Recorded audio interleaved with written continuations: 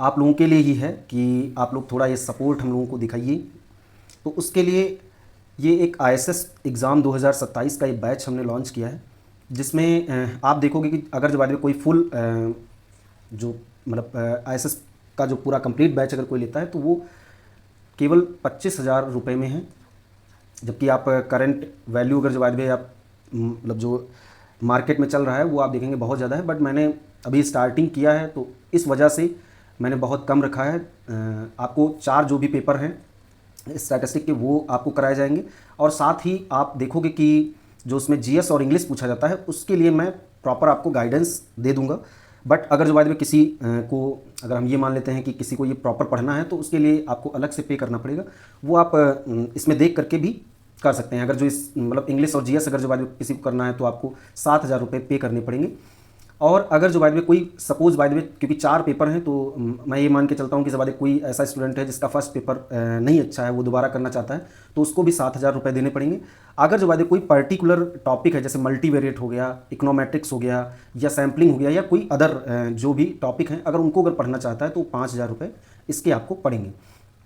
तो ये आप में भी हो सकता है, इसमें बहुत सारे जो कैंडिडेट देख रहे हों मतलब स्टूडेंट्स देख रहे हों तो वो हो सकता है उनको ही वो भी आईएसएस की तैयारी कर रहे हों। तो या तो आप लोग अगर कर रहे हैं तो आप एक बार ट्राई करके देख सकते हैं। ये हमारा व्हाट्सएप नंबर है, आप यहाँ पर मैसेज कर सकते हैं। और अगर जो बाद में कोई आपका दोस्त जो सिंपल सी बात है आप स्टैटिस्टिक के हैं तो बहुत सारे आपके दोस्त होंगे जो बहुत ज़्यादा जिनके पास रुपए की कमी है बट आईएसएस जैसे एग्ज़ाम को क्लियर करने की पूरी क्षमता रखते हैं। तो सिंपल सी बात है, बहुत सिंपल और बहुत छोटा सा अमाउंट है, इसको आपको पे करना है। और उसमें भी मैंने 5 जो स्टूडेंट्स हैं यहाँ पर मैंने लिखा भी है, 5 स्टूडेंट्स जो रहेंगे उसमें मैं उन लोगों को 22,000 रुपये का ही ये कोर्स प्रोवाइड करवा दूंगा, बट ये फुल पेमेंट करना पड़ेगा। और अगर जो बाद में फुल पेमेंट अगर कोई करता है तो उस पर मतलब जो 5 स्टूडेंट्स हैं, एक मिनट मैं इसको ज़रा हटा दूँ देन मैं आपको बता देता हूँ अच्छे से। ये थोड़ा सा बस आप अपने दोस्तों तक भेज दीजिएगा या आप खुद भी ट्राई कर सकते हैं एक बार। सिंपल सी बात है, आप कुछ चीज़ें मेरा तो बहुत सारा सिलेबस जो मैंने अपलोड कर रखा है वो आप देखोगे कि मैंने फ्री ही अपलोड कर रखा है, तो आप एक बार पढ़कर भी आपको आइडिया लग जाएगा। अगर जो बाद में देखो 5 स्टूडेंट्स जो फर्स्ट 5 जो होंगे उनको तो 22,000 का मतलब ये पूरा कोर्स पड़ेगा। और अगर जो बाद में उसके बाद भी जो सपोज मान लेते हैं कोई 6 नंबर का स्टूडेंट्स आया है तो उसको 10% ऑफ मिलेगा, बट उसको फाइनल पूरा मतलब पेमेंट करना पड़ेगा। अदरवाइज़ अगर जो बाद में कोई चाहता है कि किसी के पास कंप्लीट सिंपल सी बात है रुपए नहीं है तो वो फर्स्ट मंथ में 10,000 पेमेंट कर सकता है। इसी तरह से सेकेंड मंथ में और थर्ड मंथ में 5,000 रुपये पेमेंट कर सकता है। ये एक मैंने इनिशिएटिव लिया है, देखते हैं कि इसमें कितना अच्छा आप लोग सपोर्ट करके दिखाते हो, और हम भी कोशिश करेंगे कि आपको बेस्ट से बेस्ट नॉलेज आप तक पहुँचाएँ। तो ये पूरी उम्मीद करते हैं कि आप अपने दोस्तों तक इसको शेयर करिएगा, थोड़ा हमारा भी मनोबल बढ़ेगा, कुछ लोग जुड़ेंगे और अच्छा कंटेंट आप तक पहुंचाते भी रहेंगे। तो अब यहाँ से हम लोग लेक्चर को स्टार्ट करते हैं। तो लेक्चर यहाँ से हम लोग स्टार्ट करते हैं, ज़रा देखो। नेक्स्ट जो देखो हमारा क्वेश्चन है वो 84 है। उसमें क्या पूछा गया है,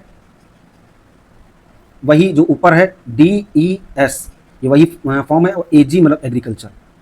तो लिखा है कि एवरी 2 ईयर्स इसमें से कौन सा ऐसा है जिसको पब्लिश करता है। तो देखो मैं बता देता हूं कि जो एवरी 2 ईयर्स में जो पब्लिश करता है वो हमारा होता है bulletin of commercial crop statistic. और देखो इंडियन लाइव स्टॉक स्टैटिस्टिक जो है ये हमारा सिंपल सी बात है एवरी 5 ईयर में आता है, ठीक। और ये जो हमारा है बुलेटिन ऑन एग्रीकल्चर प्राइसेस ये मंथली भी आ सकता है और ईयरली भी आ सकता है, तो ये डिपेंड करता है। और ये जो इंडियन फॉरेस्ट स्टैटिस्टिक है इसको ये ईयरली आता है, ये भी ईयरली आता है। इसको पब्लिश करता है, इसको कौन पब्लिश करता है, इसको पब्लिश करता है फॉरेस्ट सर्वे ऑफ इंडिया या ministry of environment and forest. तो ये भी आप थोड़ा इसकी भी जानकारी आपको होनी चाहिए। देन इसके बाद में नेक्स्ट अगर जो बाद में हम लोग देखें तो देखो नेक्स्ट हमारा क्या है, नेक्स्ट हमारा बोल रहा है कि 85 जो है, तो 85 ये है कि लाइव स्टॉक जो सेंसस है इंडिया इज डन एवरी, तो ये हमने बता भी रखा है 5 ईयर कौन कौन से होते हैं। तो ये हमारा एग्रीकल्चर का भी और इकोनॉमिक का भी, बट जो एवरी 10 ईयर में ये हमारा पॉपुलेशन सेंसस होता है, ठीक है। नेक्स्ट अगर जो बात देखो, आरपीएससी जो है वो एग्रीकल्चर से क्वेश्चन बहुत ज़्यादा पूछती है, तो एग्रीकल्चर को आपको अच्छा करना है। According to livestock census report 2019, मतलब 2019 की ये रिपोर्ट है, उसके अकॉर्डिंग ये डेटा पूछा गया। बट मैंने अभी बताया था कि 2024 का भी डेटा आ गया है, मतलब अभी पब्लिश नहीं हो पाया बट ये आ चुका है, तो यहाँ से भी चीज़ें पूछी जा सकती हैं, तो ये भी आपको ध्यान रखना है। तो यहाँ पर अगर जो बात में हम लोग देखें, इसको अभी मैं आने वाले टाइम पर अच्छे से कराऊंगा, बट यहाँ पर मैं आपको मैक्सिमम मिनिमम बता देता हूँ कि कौन मैक्सिमम पर है कौन मिनिमम पर है। तो जो मैक्सिमम के लिए जो स्टेट है वो हमारा यूपी है। यहाँ पर जो 68% मतलब लगभग में यहाँ पर मिलियंस में डेटा है, मतलब ये इस तरह से 67.8 मिलियन, इसी को हमने परसेंटेज में ये लिख लिया। मैक्सिमम पर ये है। मिनिमम पर अगर जो बात भी आपको देखना है तो मिनिमम पर हमारा जो है वो पांडुचेरी है, पांडुचेरी है। तो आपसे यहाँ पर चूंकि मैक्सिमम मतलब सबसे अधिक किसके अनुसार, तो मतलब यूपी हो जाएगा, बट आपको टॉप थर्ड मतलब ध्यान रखने चाहिए, वो देख लो, क्योंकि वहाँ से क्वेश्चन में भी पूछा जाए। टोटल अगर 2019 का मैं डेटा बता रहा हूँ, अभी पता लगे 2024 का डेटा रिलीज हो जाए तो उसके अकॉर्डिंग आपको पढ़ना पड़ेगा। तो जो टोटल लाइव स्टॉक पॉपुलेशन है, तो ये टोटल जो हमारी है वो 5 पूरे इंडिया की 5367 मिलियन, ये हमारी इसकी थी। यूपी की जो हमने बताई थी 57.8 मिलियन, ये हमारी इसकी है। ये हमारा टोटल इंडिया का है, जिसमें अगर जो 2012 में जो भी मतलब वैल्यू थी उससे जो इसमें ये चेंज हुआ है वो हमारा मतलब इंक्रीज किया है, वो इंक्रीज हुआ है 4.8% से। देखो ये जितनी भी ये रिपोर्ट्स हैं, ये सारी रिपोर्ट्स मैं टेलीग्राम पर प्रोवाइड कर दूंगा, आप बस मैसेज कर देना, तो ये सारी आप रिपोर्ट्स अच्छे से पढ़ लो, उससे आपको और अच्छे से क्लियर होगा। अच्छा, अब इसी में अगर जो बात में ये तुम्हारा ये हो गया, अगर जो बात है मैं इंडिया की बात कर रहा हूँ अभी, इंडिया में अगर रूरल में अगर देखोगे और अर्बन में जो परसेंटेज है वो यहाँ पर सिंपल सी बात है, पशुओं के बारे में ज़्यादा, तो 98.78% ये गाँव में है, और जो 4.22% ये हमारी कहाँ पर है, ये हमारा है अर्बन में। देन देखो फर्स्ट मतलब फर्स्ट अगर जो बात है मतलब टॉप 3 अगर जो हम देखें तो फर्स्ट पे तो हमारा यूपी है, लेकिन सेकंड पे हमारा राजस्थान है। इस वजह से भी देखना जरूरी है क्योंकि राजस्थान का पेपर है, मे बी वो पूछ ले, तो 68 मिलियन इसको लिख लेना, और ये हमारा 56.8 मिलियन एग्जैक्ट डेटा पूछेगा। देन अगर जब में देखोगे तो ये एमपी, तो यहाँ पर अगर जब हम थर्ड नंबर पे अगर हम देखें तो ये हमारा होता है 40.6%, ये टॉप लिस्ट हो गई। ठीक, अब अच्छा और देखो, एक और चीज़ मैं आपको बताना चाहता हूँ, जो मैप हम लोग बना रहे थे,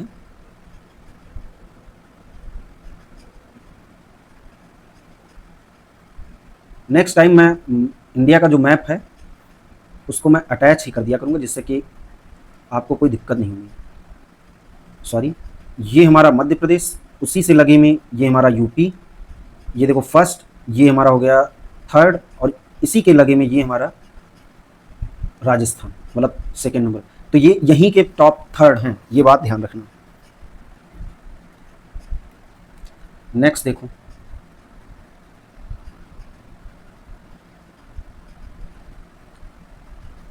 अब ये देखो, ये क्वेश्चन थोड़ा अच्छा है और जीडीपी से रिलेटेड है। पहले मैं सारा जीडीपी का जो कॉन्सेप्ट है वो मैं सारा आपको समझा देता हूँ, जिससे कि आप भूलेंगे ही नहीं, और आप बस ये लास्ट समझ लो, जीडीपी आपको यहाँ पर पढ़ना है, इनके फार्मूले इस तरह से बता देंगे जिससे कि आप कभी भूलोगे ही नहीं। पहले कुछ चीज़ें आपको मैं बता देता हूँ। पहले तो टेबल एक देख लो,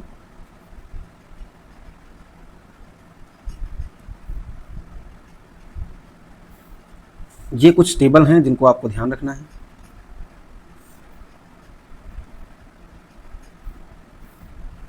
और ये मैं प्रोडक्ट पे बता रहा हूँ, कहीं पर अगर आपको इनकम दिखे तो जहां पर मैं पी लिखोगे वहां पर आई कर देना, अभी मैं उसका एग्जांपल भी दूंगा। जीडीपी, और ये हमेशा ऑलवेज मार्केट प्राइस पे निकाला जाता है, ये बात ध्यान रखना। फिर ये हमारा होता है, देखो जी डी और पी, पी मतलब प्रोडक्ट के लिए, एन डी, और ये हमारा हो जाएगा पी, जी एन GNP, और ये हमारा हो जाएगा NNP। ठीक, ये हो गया। अब जरा यहाँ पर देखो, इक्वल होता है ये GDP माइनस का D। देखो इसमें क्या होता है, ये ग्रॉस ग्रॉस की बात करता है। ग्रॉस में हमारा जो है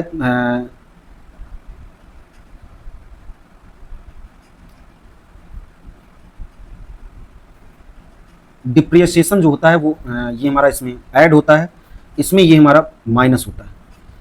तो अब अगर जो यहाँ पर अगर जो हम देखें, ये इसका फार्मूला हो गया। यहाँ पर अगर इसका अगर हम फार्मूला देखें GNP का, तो GDP plus net income from abroad.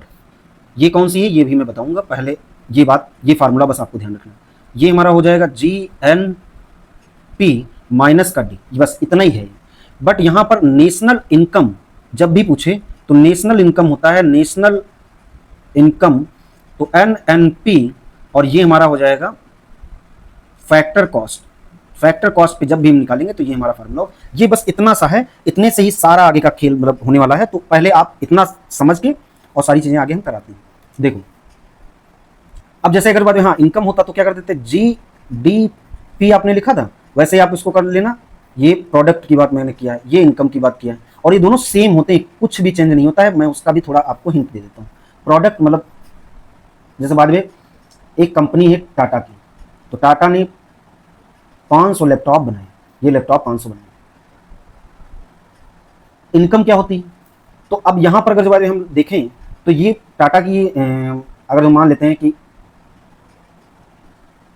10,000 का अगर जो हम लैपटॉप ही मान लेते हैं, या फोन, जो भी आप मानना चाहो, मैं थोड़ा छोटा ही डेटा रखना चाहता हूँ। जैसे 100 लिखा है सपोज, तो यहाँ पर अगर टाटा की इनकम अगर जो मतलब पता करनी हो कि इनकम सॉरी मतलब कि टोटल मतलब कितना प्रोडक्शन हुआ है, कितने रुपए का हुआ है, तो यहाँ पर अगर जो आप देखोगे तो ये हमारा कुछ हो जाएगा 50,000।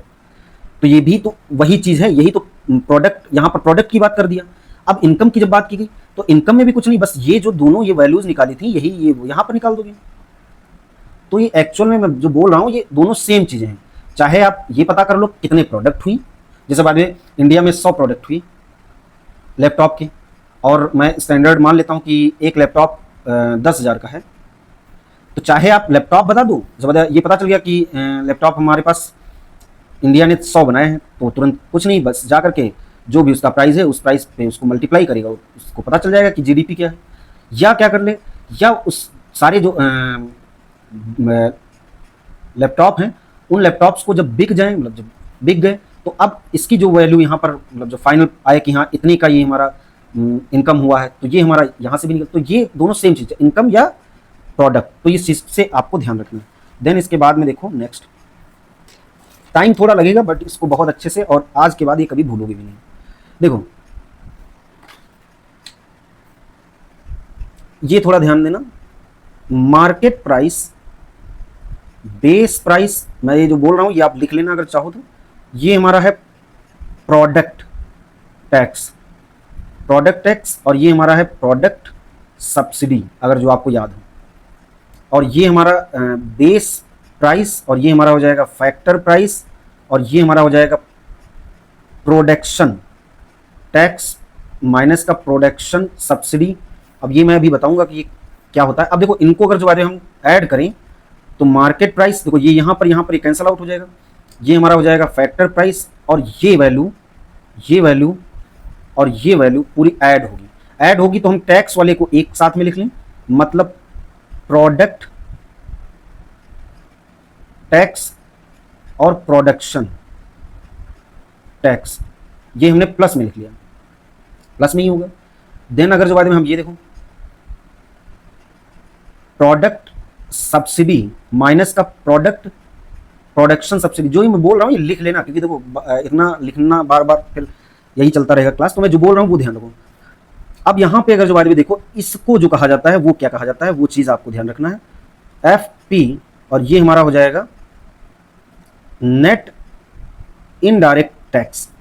इस पूरे को इसके इक्वल रखा जाता है, इसको हम बोलते हैं ये, या इसी को हम ये भी लिख सकते हैं, फैक्टर प्राइस बराबर मार्केट प्राइस माइनस का NIT, मतलब NIT मतलब वही net income net indirect taxes, ठीक। तो यही ये फार्मूले हैं। अब बस ये कन्वर्जन है। अब देखो कन्वर्जन के बाद में ये तुम्हारा हो गया कन्वर्जन। अब देखो ये चीज थोड़ा समझ लो कि प्रोडक्ट टैक्सेस और वर्सेस प्रोडक्ट सब्सिडी। तो ये मैंने बताया है कि जैसे बाद में कोई प्रोडक्ट है सिलेंडर, तो सिलेंडर का जो प्राइस है उस प्राइस पर अगर टैक्स 300 का सिलेंडर था उसको टैक्स लगा करके 900 का कर दिया गया, फिर गवर्नमेंट ने उस पर राहत दे दी 120 रुपए की, तो ये हमारा हो गया सब्सिडी। बट प्रोडक्शन टैक्स क्या होता है? तो प्रोडक्शन टैक्स अगर जो बाद में हम लोग समझें तो देखो प्रोडक्शन टैक्स क्या होता है। Production tax versus production subsidies. जैसे बाद में गवर्नमेंट क्या करती है कि विदेशों की जो कंपनियां हैं उनको या अपने इंडिया की, इनको प्रलोभन देती हैं। प्रलोभन क्या देती हैं? हालांकि टैक्सेस बहुत लगते हैं। प्रोडक्शन जब करोगे तो देखो लैंड का जो टैक्स है वो लिया जाएगा। और अगर जो बाद में आपको याद हो तो जैसे बाद में कोई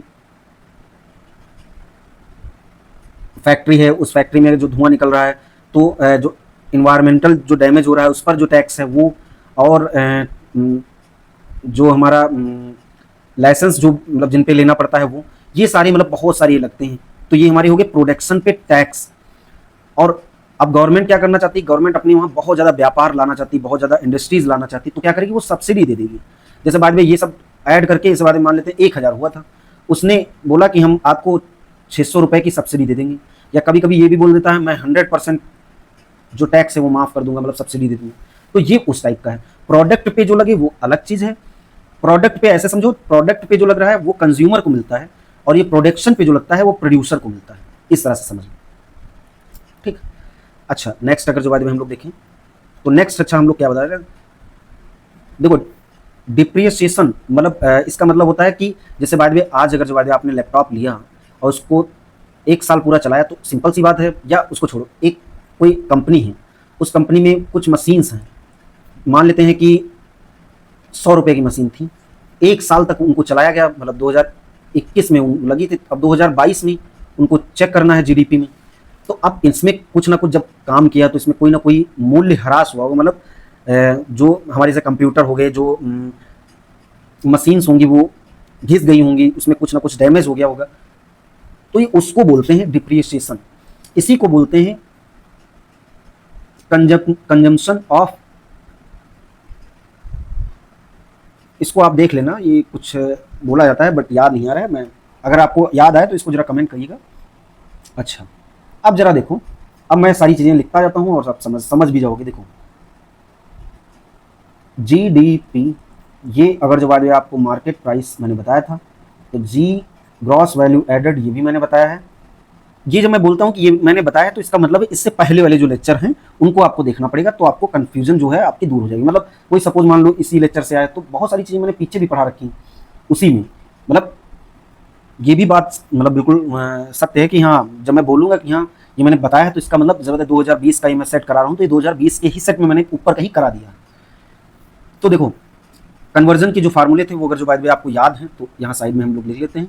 मार्केट प्राइस बराबर हमने लिखा था बेस प्राइस, और ये अगर जो बाद में आपको याद हो तो प्रोडक्ट टैक्स माइनस का प्रोडक्ट सब्सिडी, वही यहाँ पर भी लिखोगे प्रोडक्ट टैक्स माइनस का प्रोडक्ट सब्सिडी। फिर बेस प्राइस भी आप लोगों ने लिखा था फैक्टर कॉस्ट प्लस में प्रोडक्शन टैक्स माइनस का प्रोडक्शन सब्सिडी। फिर आप लोगों ने लिखा था मार्केट प्राइस बराबर फैक्टर कॉस्ट प्लस का NIT नेट इनडायरेक्ट टैक्सेस, और फैक्टर कॉस्ट इसको इधर कर दिया, या मतलब इसको इधर कर दिया, तो देखो मार्केट प्राइस माइनस का NIT। अब देखो अब यहाँ से चीज़ें देखो बदलती हैं। मार्केट प्राइस पर पता करना है तो देखो market price gross value added ये हो गया, और यही ये वाला कन्वर्जन का फार्मूला मैंने लगा दिया। नेक्स्ट देखो ये तो हमारा फर्स्ट हो गया। सेकेंड नंबर का अगर देखें तो देखो हम लोगों ने पढ़ा है NDP, तो ये हमने क्या बताया था GDP माइनस का D। तो कुछ नहीं करना, अब सपोज अगर मार्केट प्राइस पर अगर निकालना है तो मार्केट प्राइस, और चूंकि जीडीपी में अब कन्वर्जन जाना है तो यहां पर वही ये हमारा हो जाएगा हाँ सॉरी, ये हमारा हो जाएगा मार्केट प्राइस, इसी पे निकलेगा। बट अगर जो बाद में कोई ये बोल रहा है NDP, तो इसी को अगर मार्केट प्राइस पर अगर हम ये इससे गणना निकालें तो ये हमारा इसी में अब जो कन्वर्जन होगा तो अब ये लगेगा NDP, और ये हमारा होगा बेस प्राइस, और यही जो ये हमने लिखा था ये यहाँ पर लिख दो। अच्छा, इसको इस तरह से भी लिखा जा सकता है क्योंकि ये भी तो एक कन्वर्जन का फार्मूला है। तो ये क्या हो जाएगा, फैक्टर कॉस्ट, बट यहाँ पर NII नेट इनडायरेक्ट टैक्सेस, ये हमारे हो जाएंगे। फिर देखो बस यहाँ तक हमारा हो गया। अच्छा, अगर जो बात है कोई अगर फैक्टर कॉस्ट पे अगर निकालना चाहता तो फैक्टर कॉस्ट यहाँ पर लिखे और इसको माइनस कर दे, ये भी हो जाएगा। फिर थर्ड नंबर अगर जो देखो तो देखो ये भी हमने पढ़ा है GNP, तो ये देखो हमारा होता है GDP, और ये हमारा होता है NIFA। देखो अगर जो ये मार्केट प्राइस पे अगर निकालना है तो कुछ नहीं, ये भी मार्केट प्राइस पे लिख लो इस तरह से, या अगर जो बाद में इसी की वैल्यू दे रखी है तो वही जो कन्वर्जन मैंने सिखाया वो कन्वर्जन लगा लो। ठीक, इसमें हमें लगता है किसी को कोई दिक्कत नहीं होगी। अच्छा, इसी तरह से जितने आगे के भी हैं वो भी आप कर लोगे, बट मेरा यहाँ पर जो मेन काम है वो हो गया है। बस यहाँ पर कुछ चीज़ें हैं वो जरा मैं बता देता हूँ। G और ये हमारा N हो जाएगा, और ये हमारा N हो जाएगा, सॉरी ये हमारा D हो जाएगा। तो GDP, G मतलब सॉरी NDP, और ये हमारा होगा GNP, और ये हमारा होगा NNP। ये इसका फार्मूला हमने बताया था GDP plus net income from abroad, ये अभी मैं बताऊंगा। या इसको हम ये देखो ये भी लिख सकते हैं GNP माइनस का डिप्रिशिएशन, इसी तरह से GDP माइनस का डिप्रिशिएशन, या इसी फार्मूले को हम ये भी लिख सकते हैं इसके रिस्पेक्ट में NDP, और ये हमारा हो जाएगा नेट इनकम फ्रॉम अब्रॉड। हमको लग रहा है यहां तक किसी को कोई दिक्कत नहीं होगी। ठीक, यहां तक किसी को कोई दिक्कत नहीं होगी। अब देखो चीजें हम लोग थोड़ा समझते हैं। देखो GNP, तो GNP मतलब ये वाला, तो हम क्या लिख सकते हैं GDP प्लस का NIFA। देखो कहीं और से कुछ नहीं बना है, तो देखो GNP माइनस का D मतलब डिप्रिसिएशन, ये हमने किया, और इसमें भी GDP, इसमें से भी अगर जो ये हमने माइनस किया, और ये हमने NIFA, तो देखो यहाँ पर ये देखो ये हमारा क्या बन गया, ये देखो हमारा क्या बन गया GNP, तो G मतलब सॉरी NNP, और यहाँ पर अगर जो बाद में हम लोग देखें तो ये हमारा देखो दे रखा है, ये देखो कन्वर्जन, तो ये देखो हमारा हो जाएगा NDP, और ये हमारा हो जाएगा नेट इनकम फ्रॉम अब्रॉड। यही मैं बता रहा था, ये जो मैंने लिखा है ये कुछ अलग नहीं है, बस उसी में कन्वर्जन से ये निकाला जाता है। तो इतना तो आपको ध्यान रखना है क्योंकि इतने से ही आपका काम होगा। अब नेक्स्ट अगर जो बाद में हम इसमें देखें, देखो नेट इनकम, तो नेट इनकम को हमने क्या बताया कि net income NNP factor cost पे आपको हमेशा चेक करना है। अब अगर जो बात है फैक्टर कॉस्ट पे अगर जो आप चेक करोगे तो अभी देखो हमने कन्वर्जन का फार्मूला लिखा था, फैक्टर कॉस्ट बराबर मार्केट प्राइस माइनस का नेट इनडायरेक्ट टैक्सेस। तो यहाँ पर अगर जो बात में हम इस तरह से जाएंगे तो देखो NNP, और ये हमारा हो जाएगा मार्केट प्राइस, और ये हमारा हो जाएगा NIT। सही है, इसमें मुझे नहीं लगता कोई दिक्कत है। बट अगर जो बाय द वे अब और देखो यहीं से कन्वर्जन, फिर मैं आगे बताता हूं। अब अगर जो बताए, हाँ ये देख लो कि ये भी आपको पता है NNP जो है ये हमारा होता है GNP माइनस का डिप्रिसिएशन, तो ये मार्केट प्राइस, तो ये हमारा हो जाएगा मार्केट प्राइस, और इसको भी हम मार्केट प्राइस भी लिखते हैं, तो ये भी हमारा सही है। अगर जो हम यहाँ पर ये लिख लें GNP, और ये हमारा हो जाएगा मार्केट प्राइस, और ये डिप्रिसिएशन माइनस हो जाएगा, और ये हमारा माइनस ही था। अच्छा, और देखो यहीं से अगर जो देखो हम और क्या लिख सकते हैं, इसी को देखो हमने अभी आपको लिख करके भी दिखाया था NNP, तो ये हमारा होता है NNP, क्या होता है NNP हमारा होता है NDP प्लस का NIFA। तो देखो ये होता है, अब अगर जो बात है हम ये यहाँ पर अगर लिख दे, तो अगर जो बात है हम मार्केट प्राइस पर ही अगर जो लिखना चाहें तो मार्केट प्राइस, बस कुछ नहीं मार्केट प्राइस ये हमने लिखा, तो यहाँ पर अगर जो बात हम लोग देखें तो NDP मार्केट प्राइस, और ये वाली वैल्यू हमने लिख ली यहाँ पर NIT, और ये हमने बंद कर दिया, और ये हमने जो ये प्लस में ये था ये हमने NIFA लिख दिया। अब ये अगर जो बात आपको याद हो, ये अगर जो बात आपको याद हो तो आप इसको ये भी कह सकते हो, आप इसको क्या कह सकते हो, ये देखो ये कन्वर्जन का फार्मूला मार्केट प्राइस माइनस का ये है, तो देखो ये फैक्टर कॉस्ट उसी पे आ जाएगा। तो यहाँ पर हम लिख सकते हैं NDP, और ये हमारा लिख सकते हैं फैक्टर कॉस्ट, और ये देखो हमारा NIFA net income from abroad. ये अभी मैं बताऊंगा, पहले ये तक जो मैंने बताया ये चीजें समझो। और देखो ये थोड़ा ध्यान रखना, नेट इनकम NNP ये हमेशा फैक्टर कॉस्ट पे निकाला जाता है, फैक्टर कॉस्ट, या इसी को हम बोलते हैं डोमेस्टिक इनकम। देखो ये इनके नाम है, ये थोड़ा ध्यान भी रखा करो। और पहली बात, डोमेस्टिक इनकम की बात जब भी करेगा तो यही हमारा हो जाएगा नेशनल डोमेस्टिक, या इसी को हम ये भी तो कह सकते हैं। तो ये अगर जो बात आता है तो ये सेम है। अब अगर जो बात हम यहाँ पर देखें तो ये अभी जो आपको ये आइडिया है, तो हमने देखो ये निकाला था नेट NDP, ये वही वाली बात हो गई डोमेस्टिक, देखो वही नेट डोमेस्टिक प्रोडक्ट, वही इनकम यहाँ पे लिखा है तो बात वही सेम है। तो ये factor cost plus net indirect net income from abroad, इसका मतलब क्या होता है वो जरा देख लो। मान लो कि टाटा जी जो हैं, टाटा जो हैं इंडिया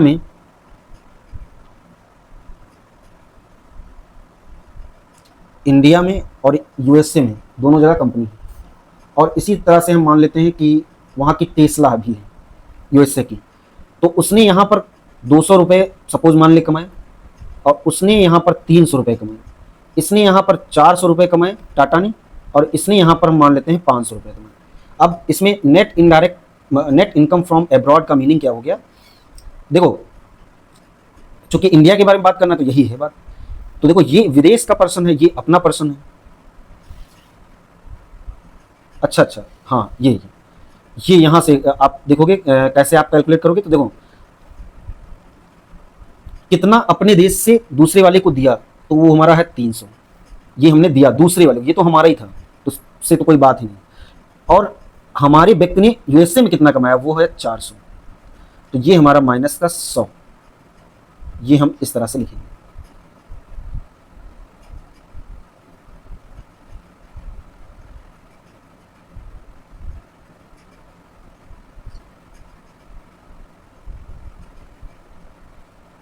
चार सौ कोई लेकर के आया है और 300 हमें देने पड़ रहे हैं, तब तो प्लस में आएगा, मतलब 400 मतलब USA का लिखना है और फिर बाद में इंडिया का लिखना है, और ये हमारा प्लस में रहेगा।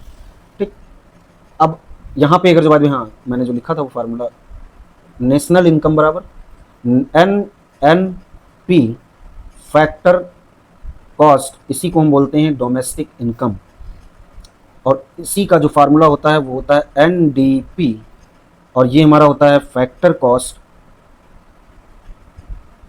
अच्छा सॉरी, ये इसको नहीं बोलते हैं, अगर हमने पहले लिख दिया ये इसको बोलते हैं नेट इनकम फ्रॉम एब्रॉड,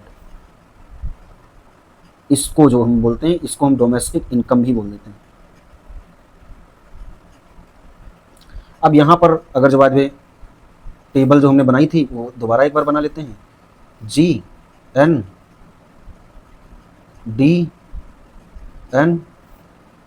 तो GDP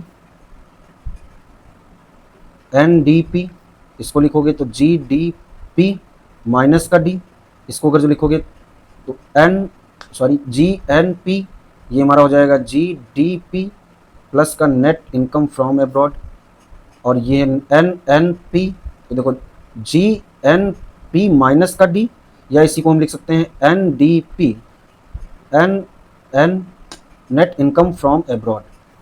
अब इसी को बस मैच करना है और सारा हमारा आंसर आ जाएगा।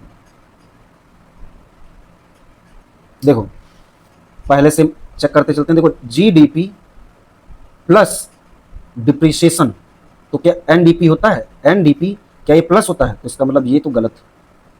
फिर देखो, national income, domestic income plus net factor. अच्छा हाँ, नेट फैक्टर ये लिखा जाता है, ये जो मैंने लिखा है ये थोड़ा गलत है। Net factor income from abroad, ये सही है। Net factor income from abroad. तो देखो ये हमारा ये सही है, तो इसका मतलब ये वाला तो हमारा सही है, तो इसका मतलब सेकेंड वाला सही है। बट अब नेक्स्ट वाला देखो, national income net domestic product at factor cost है, माइनस का नेट इनडायरेक्ट टैक्सेस, ये बात गलत है। यहां पर प्लस में ये होगा, ठीक, इसमें कोई दिक्कत नहीं है, तो ये भी हमारा गलत हो गया। और नेक्स्ट अगर जवाब हम लोग देखें, लिखा हुआ है जीएनपी, वो भी एट फैक्टर कॉस्ट, तो ये हमारा होता है, देखो जीएनपी एट फैक्टर कॉस्ट, तो ये आपको पता है फैक्टर कॉस्ट, और फैक्टर कॉस्ट का conversion formula market price minus का नेट इनडायरेक्ट टैक्सेस, तो यहां पर हो जाएगा जीएनपी मार्केट प्राइस माइनस का एनआईआई। अब देखो यहां पर मार्केट प्राइस तो सही लिखा है, बट माइनस में यहां पर देखो नहीं लिखा है। अब तुम ये समझ लो कि ये हमारा हो गया, और यहां पर इसका आंसर ये सही है। और या अगर जो वाले किसी को ये नहीं पता चलता डोमेस्टिक, अरे तो ये तो पता चल गया कि ये नहीं होगा, तो ये नहीं होगा, तो इसका मतलब क्या होगा, तब आप तुरंत चेक कर लोगे कि हाँ ये वाला करेक्ट। तो देखो ये भी तरीका, बस यही एक बेस्ट तरीका है, इसी से आप कभी भी इससे क्वेश्चन नहीं भूलोगे। अभी अगर जो बाद में आपको में भी अगर आपने दिया है पेपर यूपी ट्रिपल एससी, इसने एसओ का पेपर कराया, उसमें अगर जब आप देखोगे तो मुझे लगता है 8 से 9 क्वेश्चन जीडीपी से सिर्फ पूछे गए थे, और 2 से 3 जो क्वेश्चन थे वो ऐसे थे कि आप जितना मैंने बताया ये जब आप करोगे तभी आ पाएगा, उससे भी हो सकता है आप फंसो। क्यों? क्योंकि यहाँ पर मैंने सिर्फ आपको कॉन्सेप्ट बताए, बट उससे रिलेटेड मैंने क्वेश्चन नहीं करवाया, क्योंकि वहां पर क्वेश्चन ही पूछे गए थे, और इससे रिलेटेड जो क्वेश्चन है ये मैं आने वाले टाइम पर मैं कराऊंगा, इस बात की पूरी मैं आपको गारंटी देता हूं। ठीक, बट आप एक बार कमेंट कर देना, जिससे कि मुझे याद भी रहेगा कि हाँ मुझे ये टॉपिक पढ़ाना है, मतलब उससे रिलेटेड क्वेश्चन तुम बोल दोगे तो पूरा मतलब जीडीपी का पूरा पीडीएफ ही हमारे पास है, मैं वही पूरा समझा दूंगा और आपका काम हो जाएगा। बस यहाँ पर क्या है कि आपको एफर्ट्स करने पड़ेंगे, देन देखोगे तो मैं आपके लिए सारी चीज़ें कर दूंगा। फिर देखो ये क्वेश्चन इतना प्यारा और इतना अच्छा है कि ये मतलब मैं तो कहता हूँ कि ये हर पर्सन को पता होना चाहिए, अगर नहीं पता है तो। देखो यहाँ पर 2011 और 2001 पॉपुलेशन सेंसस में childrens of following age group were not included, या यहीं पे ये नॉट इंक्लूडेड हटा करके ये लिखा होता एक्सक्लूडेड, तब भी बात सही है। मतलब ऐसा कौन सा ग्रुप था चिल्ड्रंस का जिनको नहीं यूज किया गया, किसके लिए नहीं यूज किया गया, तो वो देख लो, लिटरेसी के लिए। तो लिटरेसी रेट पहली बात तो क्या होती है, ये अगर जवाब एक क्वेश्चन आ जाए, पहली बात तो आना भी चाहिए, और आ जाए तो ये जरा देखो। तो लिटरेसी रेट पहली बात होता क्या है कि ये मानता है कि मुझे लगता है 2 लैंग्वेज या 3 लैंग्वेज जो भी हो, 2 लैंग्वेज को अगर बाद में कोई पढ़ लेता है, कोई अपना नेम भी अगर लिख लेता है, तो वो लिटरेट है। इसीलिए ध्यान रखना, लिटरेसी रेट तो अपने वहाँ बढ़िया है, अगर चेक करोगे, हालांकि वो उसमें भी लोग नहीं है, बट एजुकेशन जो है वो दोनों अलग चीज़ें हैं। इसमें क्या है, अगर आप अपना नाम लिख लेते हैं इसका मतलब लिटरेट, तो क्या कोई अपना नाम लिख लेता है, क्या वही लिटरेट हो गया? एजुकेशन अलग चीज़ है, और लिटरेशन मतलब लिटरेसी जो है वो अलग चीज़ है, ये थोड़ा मुझे बताना। इसमें किस ग्रुप को नहीं ऐड किया जाता है, तो ये जरा देख लो। इसमें जो ग्रुप सम्मिलित नहीं होता है वो हमारा होता है 0 से 6 साल। ये बात बिल्कुल ध्यान रखना कि इन बच्चों को सम्मिलित नहीं किया जाता है लिटरेसी रेट में। अच्छा सोचो, इन लड़कों को नहीं मतलब कंसीडर किया जाता है, देन फिर किसको किया जाता है, तो फिर किया जाता है एज जिनकी 7 से एबव, मतलब 7 एज से जो एबव, मतलब जितना भी आगे, वो जो है उससे मतलब कंसीडर करते हैं। अच्छा लिटरेसी रेट का तो इसका आंसर क्या होगा, ये, क्योंकि नॉट पूछा है। अगर जो है कंसीडर होता तो यहाँ पर ये वो लिखा होता 7 एंड एबव, मतलब 7 और या 7 से ज़्यादा। देन देखो लिटरेसी रेट का फार्मूला देखो, लिटरेसी रेट का जो फार्मूला होता है परसेंटेज में अगर हम देखें तो नंबर ऑफ लिटरेट्स एज, और एज कौन सी, वही 7+, और टोटल नंबर ऑफ पॉपुलेशन जिनकी एज क्या है 7+, डिवाइडेड बाई मल्टीप्लाई 100, ये हमारा निकल आता है। अच्छा, अब देखो 2000, ये मैं 11 का आपको पहले बताऊंगा, फिर उसी में आगे कंसीडर हो जाएगा। जो टोटल हमारा लिटरेसी रेट था, टोटल वो हमारा कितना है 74.04%। अब तुम इसमें समझो, जो मैंने अभी लिटरेसी रेट की जो डेफिनेशन बताई, सोचो सिर्फ नाम लिख लो तो आप लिटरेट हो जाएंगे। सोचो उसमें भी 100% नहीं है टोटल, समझ लो अपने वहाँ एजुकेशन का क्या हाल है। फिर अब इसमें भी अगर जो बात आप देखो मेल का, तो मेल का है 82.14%। हालांकि ये मैं जब अभी 2011 का जो सेंसस है आने वाले लेक्चर में मैं कराऊंगा, वहां पर आपको पूरा मैं इंडिया का और उसी के साथ में मैं आपको बता दूंगा इंडिया का और साथ में आपको राजस्थान का, क्योंकि राजस्थान में ये यहाँ से क्वेश्चन आता है। वो भी आप देखोगे हर पेपर में 2 से 3 क्वेश्चन आ जाते हैं, और 2 से 3 क्वेश्चन आप इस तरह से समझो कि बहुत आसान होते हैं, बट चूंकि आपको फैक्ट पता नहीं होते तो नहीं हो पाता। और अगर जो बात है मेल्स का, अगर जो बात देखो तो ये हमारा 65.46%। देखो होता क्या है कि कम से कम अगर आपने ये डेटा अगर ध्यान भी रखा तो आप वहां कर ले जाओगे थोड़ा बहुत। अब इस बात अगर जो बात है ऑप्शन इस तरह से अगर दे रखा है, टोटल का जो लिटरेसी रेट है वो दे रखा है 90%, तो आप समझ जाओगे कि ये डेटा तो बिल्कुल नहीं होगा। 80 ये भी नहीं होगा, लिखा है 50% ये भी नहीं होगा, कुछ इसके बीच का, तो मे भी हो सकता है यही लिखा हो, आप एलिमिनेट कर पाओगे। 2001 का डेटा अगर जो बात है इसी से रिलेटेड अगर हम देखें, हालांकि ये नहीं पढ़ना यही, और अभी जब 2026 का जाएगा तब उसको देखना है, तब इसको नहीं देखना है, तब इसका तो बिल्कुल रिलेवेंट मतलब कोई बहुत ज़्यादा यूजफुल नहीं रहेगा अगर जो बात है कुछ ऐसा डेटा में नहीं हो जाता है। तो मतलब जब अभी लिटरेसी रेट सपोज इससे भी गिर जाए तब हो सकता है, बट ऐसा नहीं है। खैर लिटरेट तो लोग अब बढ़ रहे हैं, अब तो लिटरेसी रेट और बढ़ेगी। 26 इसकी थी पहले, और ये थी 53.67%। तो इसका मतलब लिटरेसी रेट अब फीमेल्स में भी बढ़ा है, और अब बेटी बचाओ बेटी पढ़ाओ जो अभियान चला है उससे लोग फीमेल्स पे भी ध्यान दे रहे हैं, तो सिंपल सी बात है ये भी अच्छा बढ़ेगा। तो मतलब मुझे लगता है अगर मेल्स का अगर जो 85 अगर हो गया होगा तो इनका भी 70 जरूर हो गया होगा। इतना तो फीमेल्स का हो, मतलब मुझे लग रहा है कि हो जाना चाहिए। और ये लगभग में मुझे लगता है कि ये मुझे लगता है, ये मैं जो बोल रहा हूँ ये कोई फैक्ट नहीं है, तो ये ध्यान रखिएगा, ये लगभग में 77 तक हो सकता है, मे भी पहुँच गया हो टोटल का। तो ये तो एस्टिमेट है, सिंपल सी बात है, स्टैटिस्टिक का स्टूडेंट है तो प्रेडिक्ट तो किया जा सकता है डेटा को देख करके।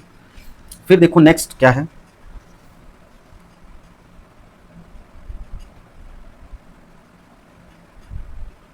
नेक्स्ट देखो हमारा क्वेश्चन क्या है। At centre multipurpose socio economic survey are mainly conducted by, ये मल्टीपर्पज या लिखा हो लार्ज सैंपल, तब भी यही रहेगा। सीएससी मतलब सीएसओ जो होता है वो डेटा को कंपाइल इन सब चीज़ों पे ध्यान देता है। ये तो हमारा है इंडियन स्टैटिस्टिकल इंस्टीट्यूट, जिसको पीसी महानलोबिस ने कोलकाता में इसको मतलब इसके फाउंडर थे। और पीसी महानलोबिस के बारे में अगर जो आपको पता हो, नहीं पता है तो ध्यान रखिए कि ये फादर ऑफ स्टैटिस्टिक हैं इंडिया के। देखो फादर ऑफ स्टैटिस्टिक जो हैं इंडिया के, तो ये पीसी महानलोबिस हैं, और father of statistic in world मतलब पूरे वर्ल्ड में तो वो हैं R.A. फिशर। ठीक, तो ये चीज़ भी आप ध्यान रखिएगा। नेक्स्ट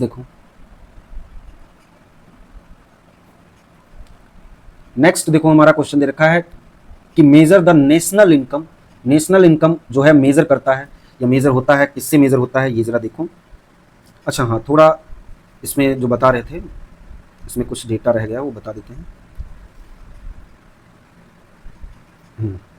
देखो सीएसओ जो स्टेब्लिशमेंट जो उसका हुआ था वो हुआ था हमारा 2 मई मतलब मई को, और 1951। इसका हमारा हुआ था 1950, और इसका हेडक्वार्टर है दिल्ली में मतलब न्यू दिल्ली। ठीक, मॉस्पी के अंतर्गत आता है। और ये क्या करता है, ये माइक्रो इकोनॉमिक स्टैटिस्टिक को करता है, और ये एक एपेक्स स्टैटिस्टिकल एजेंसी है इन इंडिया में। इसके जो फंक्शन होते हैं वो इसे बताते GDP, नेशनल अकाउंट, या आप देखोगे नेशनल अकाउंट हो गया, या इससे रिलेटेड अगर बाद में आप देखोगे कि एग्रीकल्चर इंडस्ट्री, इन सब क्वार्टरली जीडीपी का जो एस्टिमेट है, प्राइस स्टैटिस्टिक है, प्राइस स्टैटिस्टिक में अगर जो बात आप ध्यान दो तो आप WPI, CPI, ये सब स्टैटिस्टिकल सर्वे गाइडेंस प्रोवाइड करता है। डिज़ाइन ऑफ, मतलब ये मैं CSO के बारे में बता रहा हूँ, डिज़ाइन सर्वे मैथोलॉजी मतलब प्रोवाइड करता है। CSO does not conduct large scale multiple purpose survey, वो कौन करता है? वो ये बात ध्यान रखना।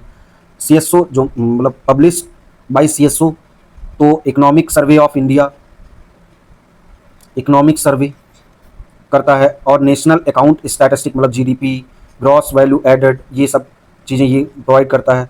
और स्टैटिस्टिकल ईयर बुक जो है, ये भी ये रिपोर्ट पब्लिश करता है। और रिपोर्ट्स कौन कौन सी करता है? WPI करता है, इंडस्ट्रियल प्रोडक्शन कैपिटल फॉर्मेशन, और ये ASI मतलब नेशनल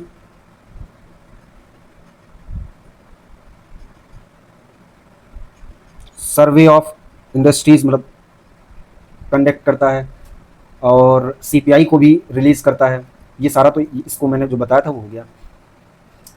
और इसके जो हेड होते हैं, directorate general of statistic, DG, और ये क्या करता है? कोऑर्डिनेशन करता है किससे? स्टेट लेवल स्टैटिस्टिकल ऑफिस से। और जो करंट सिचुएशन जो है, क्या करंट सिचुएशन है कि इन दोनों को मर्ज कर दिया गया है। और मर्ज कब किया गया था? तो 23 मई, और ये कब बना था? ये बना था 2 मई 1951। ये कब बना था? 1950 में, 2 मई 2019 सॉरी। ये मर्ज होकर के सिर्फ एक रह गया, NSO। तो CSO का फुल फॉर्म क्या होगा? मैं बोल रहा हूँ, आप लिख लो, सेंट्रल स्टैटिस्टिकल ऑफिस। NSO का क्या होगा? National sample survey office. और या कभी कभी ऑफिस की जगह ऑर्गेनाइजेशन भी लिखा होता, तो उससे भी पहले इसका यही नाम था। और NSO का ये जो है, ये ध्यान रखना, चूँकि अब ये यही हो गया है, बट अभी भी वो पुराने नाम यूज़ कर रहा है। तो अगर पुराने नाम यूज़ करता तब भी आपको ध्यान रहना चाहिए। तो ये है नेशनल स्टैटिस्टिकल ऑफिस। ठीक, ये हमारा हो गया। देखो नेक्स्ट हमारा है 90 क्वेश्चन। तो ये बता रहा है कि measure of the national income in India, India में नेशनल इनकम कैसे मेजर की जाती है? तो मैंने बताया था, नेशनल इनकम मेजर की जाती है NNP eight factor cost.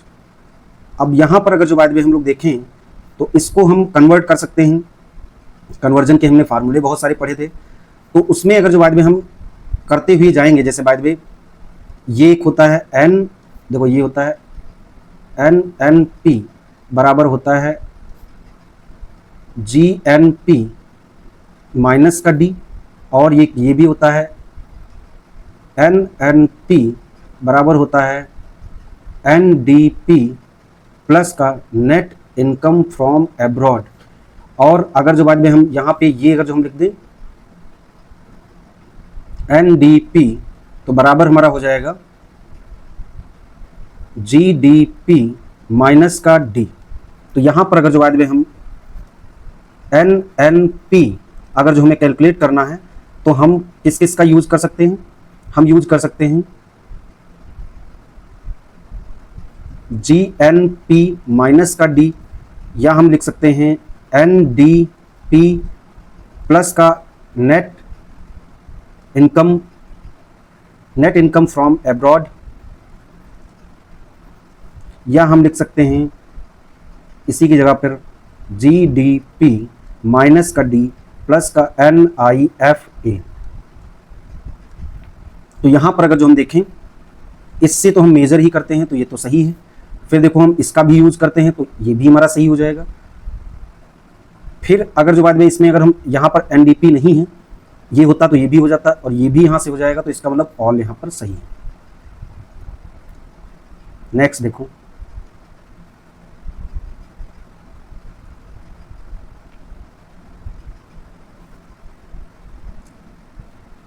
NSSO conduct A round of serving during a period 2020 और 2000 मतलब जनवरी 2020 से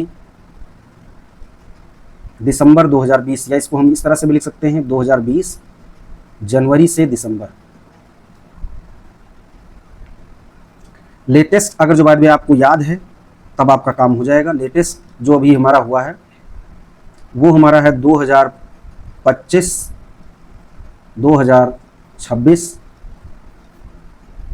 तो इसके नीचे अगर जो बात है 25 2024 2023 2022 2021 2020। तो यहाँ पर ये अगर जो बात भी हम देखेंगे तो ये हमारा दे रखा है 80 79, ये हमारा है 79 हो गया, 78 हो गया, 77 हो गया और ये हमारा हो गया 76। अब इसका हम लोग आंसर देखते हैं।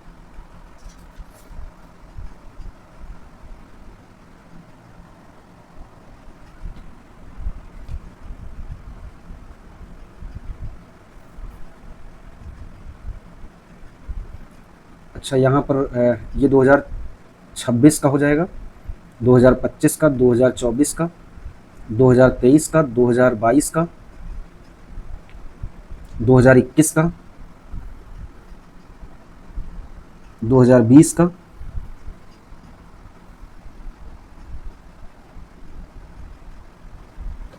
एक मिनट यहाँ पर चेक करते हैं।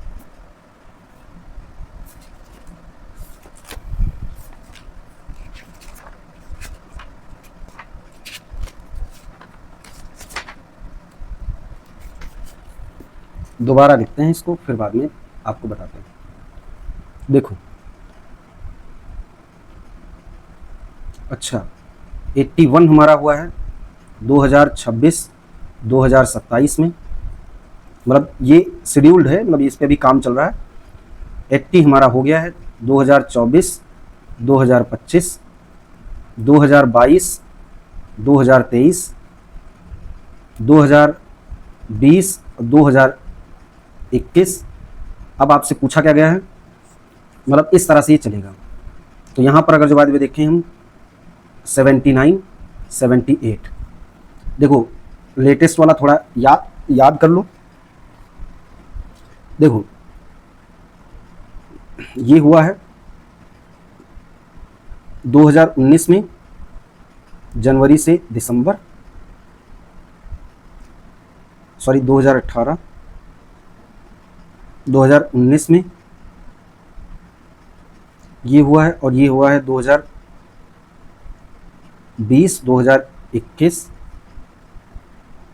ये हुआ है 2022 2023। यहाँ इसका आंसर ये होगा। मैं सिर्फ बोल रहा हूँ, आप उसको चाहो तो लिखते रहो, ना चाहो तो छोड़ भी सकते हो, बट मुझे लगता है कि आपको 81 अगर जो बाद में इस बार पेपर देने जा रहे हो तो 81 80 और 79 ये इंपॉर्टेंट है। ये तीनों के बारे में अभी बताएंगे, बट इसके भी बारे में मैं पूरा बता देता हूँ। इसमें डिसेबिलिटी के बारे में बताया गया है, ये जो मैं बोल रहा हूँ वो आप चाहो तो लिखते रहो। ड्रिंकिंग वाटर के बारे में बताया गया है, मतलब डेटा कलेक्ट किया गया है। और 2000 सैनिटेशन के बारे में बताया गया है, और हाइजीन प्लस हाउसिंग कंडीशन के बारे में बताया गया। ये हमारा हो गया किसका, इसका। और इसका अगर जो बाद में हम लोग देखें 77 का जो 2019 में हुआ है, ये first land and live stock holding के बारे में। दूसरा हमारा है situation assessment survey of agriculture, SAS, situation assessment survey of agriculture. House hold. Third number depth and investment, इससे रिलेटेड डेटा दिया गया है। अच्छी बात यह है कि जो 81 जो शेड्यूल हुआ है 2026 और 2027 में, उसमें भी ये सारा सेम है, बस इसमें एक और चीज़ है, माइग्रेशन सर्वे, कितने लोग माइग्रेट किए हैं उसका भी डेटा ये ले रहा है। तो ये इसलिए बहुत इंपॉर्टेंट है क्योंकि एग्रीकल्चर से रिलेटेड है, तो ये वाला आपको ध्यान भी रखना है। देन इसके बाद में अगर जो बाद में हम इसका देखें तो देखो इसमें क्या किया गया है, तो ये 2020-2022 जो हमारा क्वेश्चन है, तो इसमें मल्टीपल इंडिकेटर सर्वे, इसमें बहुत सारी चीज़ें होंगी। और दूसरा डोमेस्टिक टूरिज्म एक्सपेंडिचर,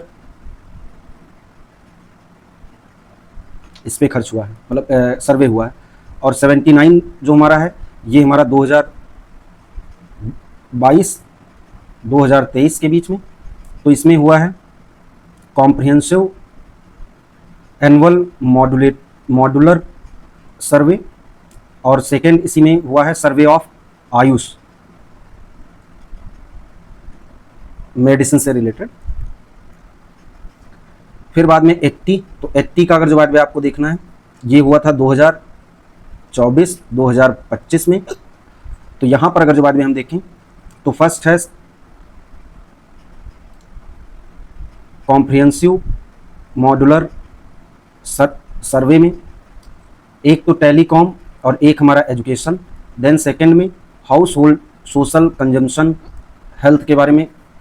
और 81 तो हम बता चुके हैं कि एग्रीकल्चर से रिलेटेड जो भी था वो कंडक्ट किया गया है। और ये 2026-27 ये हमारा होगा।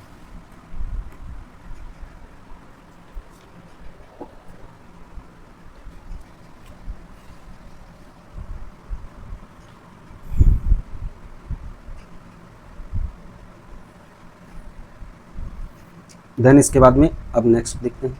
तो ये यहाँ तक ऑफिशियल था हमारा। ऑफिशियल के बाद में ये हमारा जो स्टार्ट होता है वो हमारा है कि while classify raw data we should take care, मतलब जब जो रॉ डेटा है तो उस डेटा को जब क्लासीफाई करेंगे तो उसमें किन किन बातों का ध्यान रखें। तो पहला है कि number of interval are neither too small, ना तो बहुत छोटे और ना तो बहुत बड़े। हालांकि यही हमारा आंसर है, बट अलग मतलब और भी पढ़ लेते हैं। जो उसकी विथ है of class interval should be preferable same, मतलब सेम रहना चाहिए, तो ये भी हमारा सही है। There should be no open end interval as far as possible, ये भी बात सही है। क्योंकि जब भी कभी रॉ डेटा को इस तरह से क्लासीफाई किया जाए, मतलब ये कह रहा है जैसे सपोज 50 स्टूडेंट्स का डेटा लिया गया मार्क्स का, ये हमारा कुछ डेटा दे रखा है। अब इसको क्लास इंटरवल में अगर जो डिवाइड करना है तो उसके बाद हम मान लेते हैं 10 से 20 जो नंबर लाने वाले स्टूडेंट्स हैं 50 में, आउट ऑफ 50 में, और 20 से 30 के बीच में, 40 से 50 मतलब 30 से 40 के बीच में, 40 से 50 के बीच में, और इनके बीच जो विथ है वो देखो सेम है। अगर इसका विथ अगर देखोगे, विथ बराबर होता है अपर लिमिट माइनस का लोअर लिमिट, ये हमारा होता है लोअर, ये हमारा होता है अपर। कोई भी करके देख लो, 20 माइनस का 10, ये हमारा 10 होगा। ये होना चाहिए। ओपन एंड इंटरवल कैसा होता है, जैसे बाय द वे यहाँ पर ये ना लिखा होता, ये लिखा होता बिलो 10 मतलब 10 से कम, या यहाँ पर लिखा होता है 50 एबव, तो ये ओपन एंड इंटरवल है। तो इसमें क्या होगा कि जो मीन वेरिएंस मतलब जो मीन है, देखो ये भी थोड़ा बता देते हैं कि मीन जब ओपन इंटरवल होगा तो उसमें क्या होगा, ओपन एंड इंटरवल अगर होगा तो उसमें मीन पहली बात तो नहीं कैलकुलेट होगा, स्टैंडर्ड डेविएशन भी नहीं होगा। क्या कैलकुलेट होगा, तो मॉड कैलकुलेट हो सकता है और मीडियन हो सकता है। अगर ये सेलेक्ट करना पड़े कि कौन बेस्ट है, अगर जो बाद में ये यही ऑप्शन दे रखा है तो यहाँ पर मीडियन को टिक करिएगा, अदरवाइज मॉड भी होता है। अच्छा, देन इसके बाद में नेक्स्ट हम लोग देखते हैं।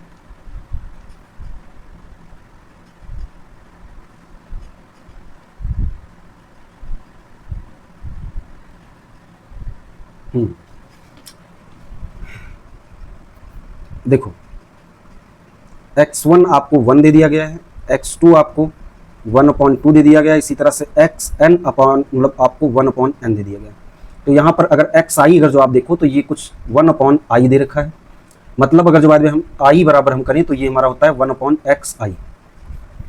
अच्छा, अब इसको हटाओ। हार्मोनिक मीन का जो फार्मूला होता है, हार्मोनिक मीन कैसे मतलब कैलकुलेट होता है, तो n अपॉन में समेसन 1/xi, और चूंकि 1/xi बराबर हमने i लिखा है तो यहाँ पर क्या हो जाएगा, अगर हम समेसन लगा दें तो यहाँ पे भी समेसन हो जाएगा, ये हमारा हो जाएगा n+1 डिवाइडेड बाई 2।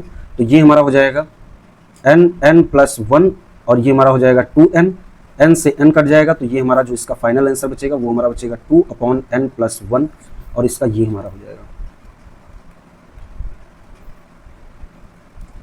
फिर देखो नेक्स्ट, देखो ये हमारा कुछ लीनियर मतलब आपको रिलेशनशिप दे दिया गया है। देखो relationship between x and y, ये आपको इक्वेशन दे दी गई है। ये कुछ इस तरीके की इक्वेशन है, y बराबर a plus B X, linear equation.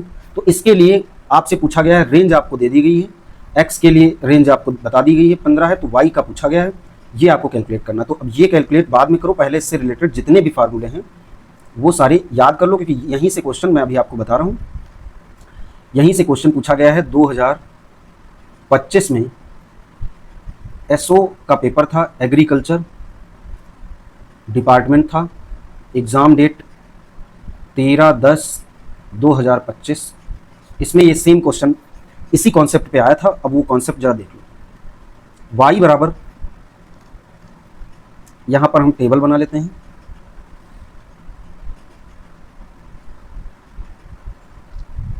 और टेबल बना करके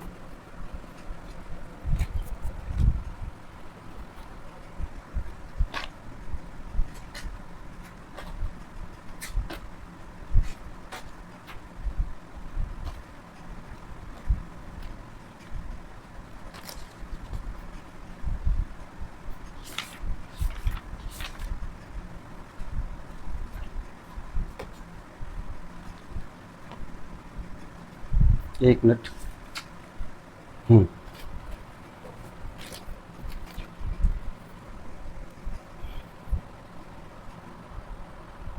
यहाँ पर मेजर लिखेंगे और यहाँ पर y बराबर a प्लस बी एक्स लिखेंगे।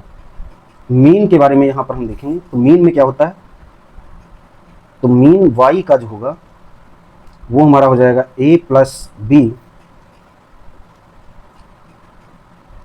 Mean of x। मीडियन में क्या होगा, तो मीडियन y का a प्लस बी और मीडियन x का। मॉड से क्या है, तो मॉड y बराबर a plus b mode x। ये हमारे क्या हैं, ये हमारे हैं पोजिशनल मेजर।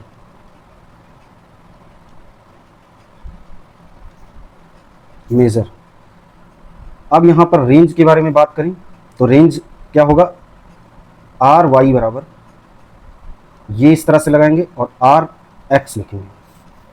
देन देखो वेरिएंस के बारे में, तो वेरिएंस y बराबर, आपको भी ये पता है, ये तो आपने पढ़ा भी है।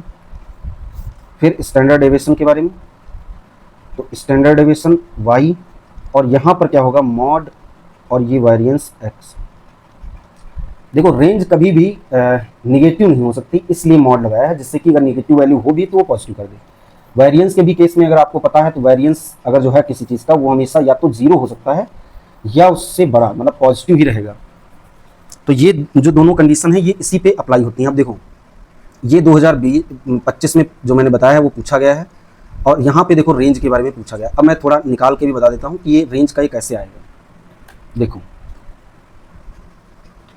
रेंज का पहली बात तो फार्मूला आप बताओ, तो फार्मूला होता है रेंज बराबर मैक्सिमम माइनस का मिनिमम। अच्छा, अगर y बराबर a प्लस बी एक्स दे रखा है, तो मैक्सिमम जब वैल्यू है तब y मैक्स बराबर होगा a plus B x max. Minimum जब होगा तो y मिनिमम बराबर a plus B x minimum. Range y के लिए लिखोगे तो क्या हम करेंगे, y मैक्सिमम माइनस का y मिनिमम। इसी तरह से यहाँ पर जब हम वैल्यू लिखेंगे तो ये हमारा हो जाएगा b और ये हमारा हो जाएगा x मैक्सिमम माइनस का x मिनिमम, और ये हमारा हो जाएगा b और ये हमारा हो जाएगा rx ry।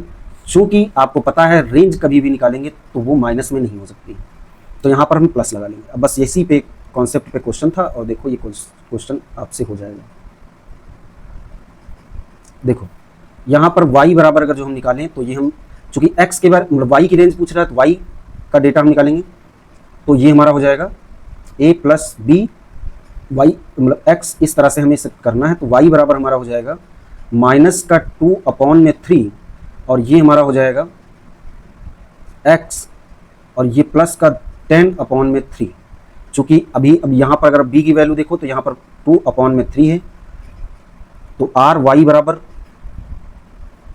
B are x, range इसकी ये दे रखी है तो ये देखो 2/3 हो जाएगा। मॉड जब इस पे लगा देंगे तो ये हमारी पॉजिटिव वैल्यू आ जाएगी और ये हमारा 15 है, तो 5 3 25 15, ये हमारा हो जाएगा 10। इसका आंसर हमारा 10 हो जाएगा।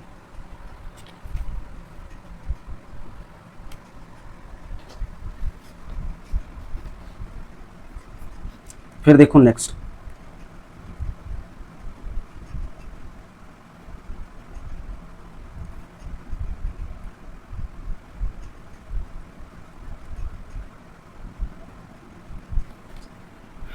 Quartile deviation is measure of, किसका मेजर है? तो सेंट्रल टेंडेंसी का नहीं, डिस्पर्जन का हाँ, कर्टोसिस सिमेट्री की अलग चीज़ है। देखो जब कभी रेंज की बात करें, जब कभी वेरिएंस की बात करें, जब कभी स्टैंडर्ड डेविएशन की बात करें, जब कभी मीन डेविएशन की बात करें, जब कभी क्वार्टाइल डेविएशन की बात करें, तो ये डिस्पर्जन में आता है, मीन में आता है। मीन, मॉड, मीडियन, मीन में भी आते हैं arithmetic mean, geometric mean, harmonic mean. तो यहाँ पर इसका ये आंसर हो जाएगा। नेक्स्ट देखो, देखो मीडियन बराबर होता है क्वार्टाइल Q2, डेसाइल का 5, परसेंटाइल का 50, ऑक्टाइल जो होता है उसका 4 होता है। ये इसका फार्मूला होता है। अब यहाँ पर पूछा गया है सेकेंड क्वार्टाइल। सेकेंड क्वार्टाइल का मतलब Q2 का मतलब मीडियन आपसे पूछा गया है। इस डेटा का आपको बस मीडियन निकाल देना है। क्या करोगे? पहले इसको अरेंज करोगे, पहले इसको अरेंज करोगे तो -2, माइनस का 1, 0, फिर बाद में 1, फिर बाद में 4, 5, 6, 8, 10, 11 और 12। यहाँ पर अगर जो हम देखें तो यहाँ पर 4 और यहाँ पर भी हम 4 डिवाइड कर देंगे। 4 4 8, 9 10 11, मतलब n बराबर हमारा कितना दे रखा है? 11। ये क्या है? ऑड। तो ऑड होगा तो मीडियन क्या होगा? मीडियन का फार्मूला होगा n+1 divided by 2 th observation. अब यहाँ पे अगर हम करेंगे तो ये हमारा हो जाएगा 12 डिवाइडेड बाई 2, तो ये हमारा हो जाएगा 6 ऑब्जर्वेशन। अब जब आप अरेंज कर लेंगे असेंडिंग या डिसेंडिंग ऑर्डर वो आप पर है कि आप किस पे करते हैं। अब यहाँ से काउंट कर लो, 1 2 3 4 5 और छठा वाला आपको देखना, यही आपका मीडियन हो गया, मतलब ऑप्शन 2। बट यहीं पे ऐसे भी आप कर सकते थे, मतलब सेम, मतलब 4 5 इधर से हटा दो, 5 इधर से हटा दो, जो बचा वो हमारा मीडियन होगा। बट फार्मूले से इस तरह से होगा। अगर जो n अगर जो बाय द वे हमारा इवन होता तो मीडियन हमारा क्या होगा? n divided by 2 th observation plus n divided by 2 plus 1 th observation और डिवाइडेड बाई 2, ये हमारा इसका फार्मूला होता है। तो इसमें भी जैसे अगर बाद में n बराबर अगर हम सपोज मान ले 10 है तो ये हमारा 5th, मतलब यहाँ पर 10 को 2 से डिवाइड करेंगे 5 आएगा, और यहाँ पर 5 और प्लस का 1 तो ये हमारा 6 हो जाएगा। मतलब जो डेटा दे रखा होगा उसमें 5th पोजीशन और 6th पोजीशन मान लेते हैं, 2 और 4 दे रखा है, तो 2 + 4 और डिवाइडेड बाई ये, तो ये हमारा हो जाएगा 6 और ये हमारा आ जाएगा 3, तब मीडियन हमारा 3 रहेगा। अच्छा नेक्स्ट देखो, आपको मीन दे रखा है, वेरिएंस दे रखा है, तो मीन ए के लिए जो है मीन देखो क्या दे रखा है? 15। स्टैंडर्ड डेविएशन मतलब इसका ये दे रखा है तो ये हमारा हो जाएगा 25। इसी तरह से बी के लिए देखो तो ये हमारा 20 दे रखा है। सिग्मा बी ये देखो वेरिएंस, तो ये हमारा दे रखा है 16। अब आपसे पूछा है कि आप बताओ कि इन दोनों सीरीज में कौन सा मोर कंसिस्टेंट है। मोर कंसिस्टेंट तभी होगा जब आप, पहली बात तो जब दो सीरीज हैं उनका जब कंपैरिजन कर रहे हो तब आपको क्या करना है? CV का फार्मूला होता है सिग्मा अपॉन में ये अगर जो है परसेंटेज में लिखना है तो आप आगे 100 भी लिख सकते हैं। ये हमारा देखो अगर ए है और सी वी अगर जो हमारा बी है तो जो ज़्यादा है उसको नहीं लेते, मतलब जो कम है तो यहाँ पर हम लिखेंगे ए जो है हमारा वो मोर कंसिस्टेंट, मतलब जितना जो कम होगा कोफिशिएंट ऑफ वेरिएशन जितना कम होगा वो उतना ही मोर कंसिस्टेंट होगा। अब बस कुछ नहीं, यहाँ पर उसी को अप्लाई कर दो। तो सी वी बराबर ए के लिए अगर जो हम लिखें तो चूंकि सी वी होता क्या है सिग्मा अपॉन में मीन, तो यहाँ पर वेरिएंस दे रखा है तो इसका सिग्मा ए क्या होगा वो होगा 5, इसका क्या होगा 4, तो 5 अपॉन में 15 तो ये हमारा हो जाएगा 1 अपॉन में 3, सी वी अपॉन में बी तो ये हमारा हो जाएगा 20 अपॉन में 4, तो ये हमारा हो जाएगा, अच्छा गलत लिख दिया, 4 अपॉन में 20 तो ये हमारा हो जाएगा 1 अपॉन में 5। तो देखो सी वी ए और सी वी बी जो हमारा आया है इनको हम देखते हैं। C V A C V B ये हमारा आया है 1/3 और ये हमारा आया है 1/5। तो कुछ नहीं करना है, जो यहाँ पे है उसको यहाँ पर इस तरह से कर दो, यहाँ पर इस तरह से कर दो, तो ये हमारा हो जाएगा 5 अपॉन में 15, 3 अपॉन में 15। बेस जब सेम हो गए हैं तब यहाँ पर देखोगे ये बड़ा है, मतलब ये बड़ा है। अब मैंने बताया था जो सबसे छोटा होगा वही मोर एफिशिएंट होगा, तो यहाँ पर इसका आंसर हो जाएगा सीरीज बी।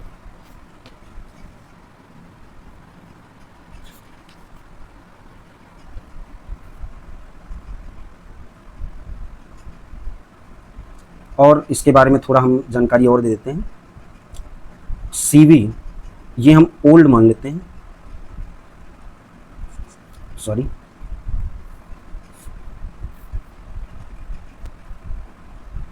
न्यू मान लेते हैं, ओल्ड सी वी सपोज मान लेते हैं ओल्ड, इसमें हम मान लेते हैं ये हमारा कुछ आया है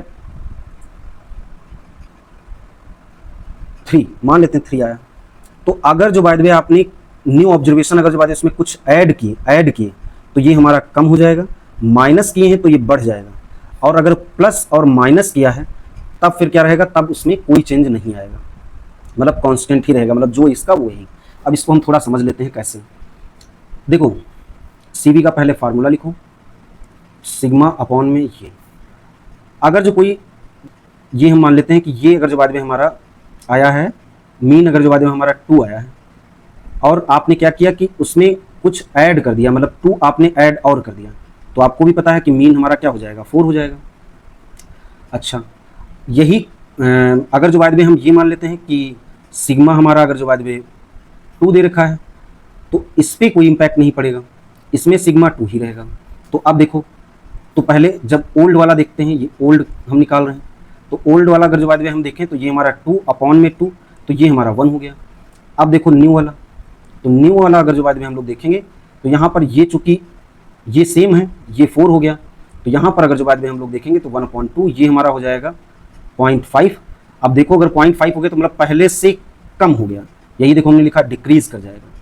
यही अगर जो बाद में हम माइनस कर देते तो यहाँ पर ये मीन सपोज यहाँ पर हम मान लेते 1, अगर हम माइनस करें तो यहाँ पर हमारा 1 बचेगा, और ये इसमें कोई चेंज नहीं, वेरिएंस में कोई चेंज नहीं होता है, ठीक है। अब वेरिएंस में जब कोई चेंज नहीं है तब देखो, तब हम क्या करेंगे, अब जब हम इसके लिए निकालेंगे तो 1 ही रहेगा, जब न्यू के लिए निकालेंगे तो देखो हमारा क्या हो जाएगा 2, ये तो है ही है, ये 1 है, ये हमारा 2, देखो पहले 1 था अब 2 हो गया, मतलब बढ़ गया, ये भी बात सही हो गई। अब अगर जो बाद में हम ये कह दें कि मल्टीप्लाई हम कर रहे हैं 2 से, तो अगर जो बाद में हम मल्टीप्लाई करेंगे पूरी सीरीज को तो यहाँ पर हमारा हो जाएगा 3 से, अगर बाद में हम मल्टीप्लाई कर रहे हैं तो ये हमारा आ जाएगा 3 दूना 6, और इसमें वेरिएंस मतलब इसमें क्या होगा, तो ये हमारा वेरिएंस देखो, अगर इसका अगर जो हम वेरिएंस अगर जो बाद में इसका देखें तो ये हमारा है 4। अब यहाँ पर क्या कर दिया गया है, इसको ये कर दिया गया, तो 3 का स्क्वायर और ये हमारा 4 था, तो ये हमारा 9 और ये 4, ये हमारा 36 हो जाएगा। सिग्मा बराबर हमारा कितना आ जाएगा, सिग्मा बराबर हमारा 6 आ जाएगा। तो देखो इसके लिए वही 1 है। अब यहाँ पर देखो सी वी न्यू के लिए जब हम निकालेंगे तो देखो अब हमारा ये 6 हो गया, और ये देखो हमारा ये भी 6 है मीन, तो ये देखो हमारा कितना 1, तो मतलब वही कांस्टेंट रहेगा। अब यही डिवाइड भी आप कर लेना तब भी यही आएगा, ये भी चीज़ आपको पता होनी चाहिए थी।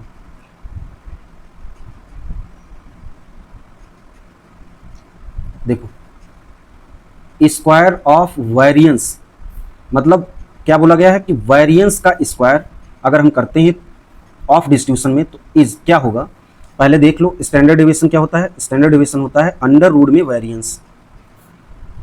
अगर स्टैंडर्ड डेविएशन का अगर स्क्वायर पूछता मे भी, तब यहां पर होता वेरिएंस, बट यहां पर पूछा क्या गया है कि इसका वेरिएंस। अब बाद में हम मान लेते हैं वेरिएंस एक्स जो है ये हमारा दे रखा था सिग्मा स्क्वायर, तो सिग्मा स्क्वायर का इन्वर्स तो मतलब ये हो जाएगा सिग्मा की पावर 4। अब सिग्मा की पावर 4 हो जाएगा तो ये म्यू 4 मतलब सेंट्रल मूवमेंट, मतलब फोर्स सेंट्रल मूवमेंट आ गया। तो यहाँ पर क्या स्टैंडर्ड डेविएशन होगा, गलत। रेंज तो होगा ही नहीं, मीन डेविएशन का कोई मतलब नहीं, तो यहाँ पर नन ऑफ दीज होगा। नेक्स्ट देखो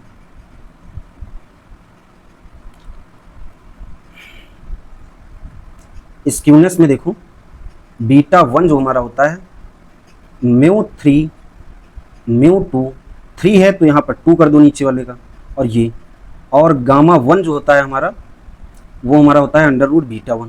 कर्टोसिस में देखो अगर कर्टोसिस है तो बीटा 2 बराबर हमारा होता है म्यू 4, और यहाँ पर हो जाएगा म्यू 2 का स्क्वायर मतलब ये, और गामा 1 हमारा हो मतलब गामा 2 हमारा होगा बीटा 2 माइनस का 3।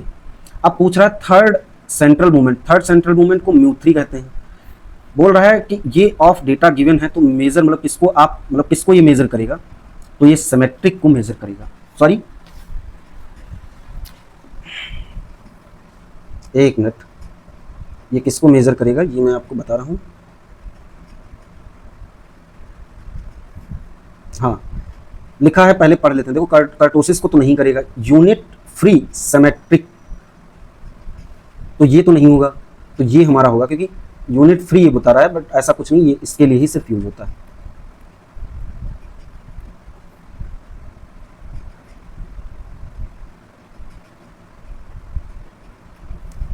rth सेंट्रल मूवमेंट है तो म्यू आर को हम लिख सकते हैं एक्सपेक्टेशन x माइनस का म्यू मीन के रिस्पेक्ट में और r।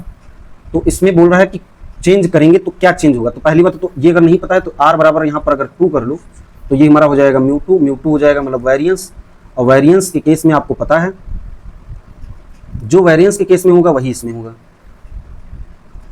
तो वेरिएंस में होता क्या है कि देखो इंडिपेंडेंट होता है of change of origin, dependent of change of scale होता है, या इसी को हम ये लिख सकते हैं। देखो इंडिपेंडेंट को ये लिख सकते हैं नॉट अफेक्टेड, ओरिजिन से अफेक्ट नहीं करता है, ये मैंने अभी ऊपर भी दिखाया। जैसे ओरिजिन की बात ये करता है कि जिसके बाद में आपने +2 कर दिया, मतलब x बराबर अगर जो सॉरी y बराबर x प्लस का 2 दे रखा है, और वेरिएंस x अगर जो बाद में हम मान लेते हैं 4 दे रखा है, तो वेरिएंस y अगर जो बाद में हम यहाँ पर देखेंगे तो ये वेरिएंस x ही बचेगा, मतलब 4 ही आएगा, मतलब कोई फर्क नहीं पड़ेगा।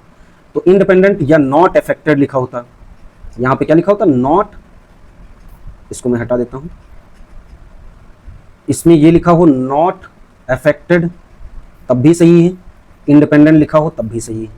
यहाँ पे ये लिखा हो नॉट इंडिपेंडेंट, या लिखा हो डिपेंडेंट, या लिखा हो अफेक्टेड, तो ये बात सही है। तो इसका मतलब ये तो पूछा नहीं गया है, यही पूछा गया है, तो ये हमारा इसका आंसर हो जाएगा।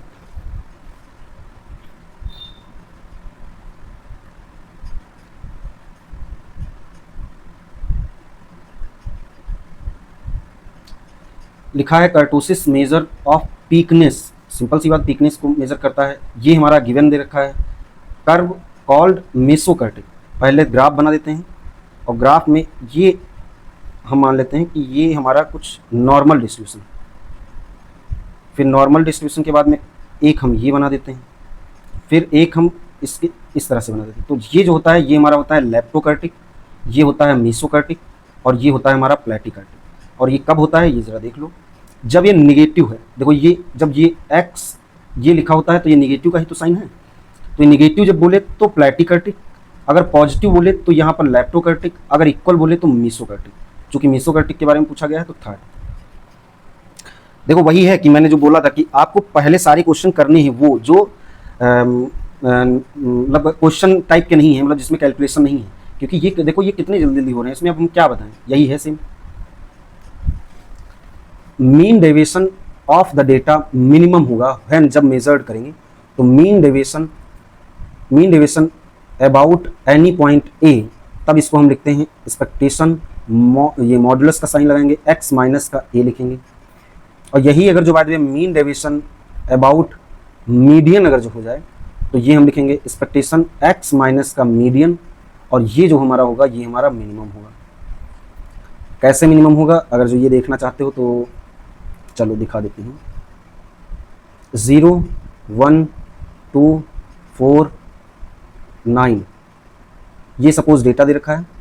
यहाँ पर अगर जो बाद में हम लोग देखें तो मीडियन इसका क्या होगा, मीडियन चूंकि यहाँ पर n बराबर 5 है तो जो फार्मूला होता था उससे निकालो या तो डायरेक्ट यहाँ से निकाल लो। मीडियन हमारा कितना हो जाएगा, मीडियन हमारा यहाँ पर हो जाएगा 2। अच्छा, अब आपको ये निकालना है x माइनस का मीडियन और उसका भी मॉडुलस लेना है।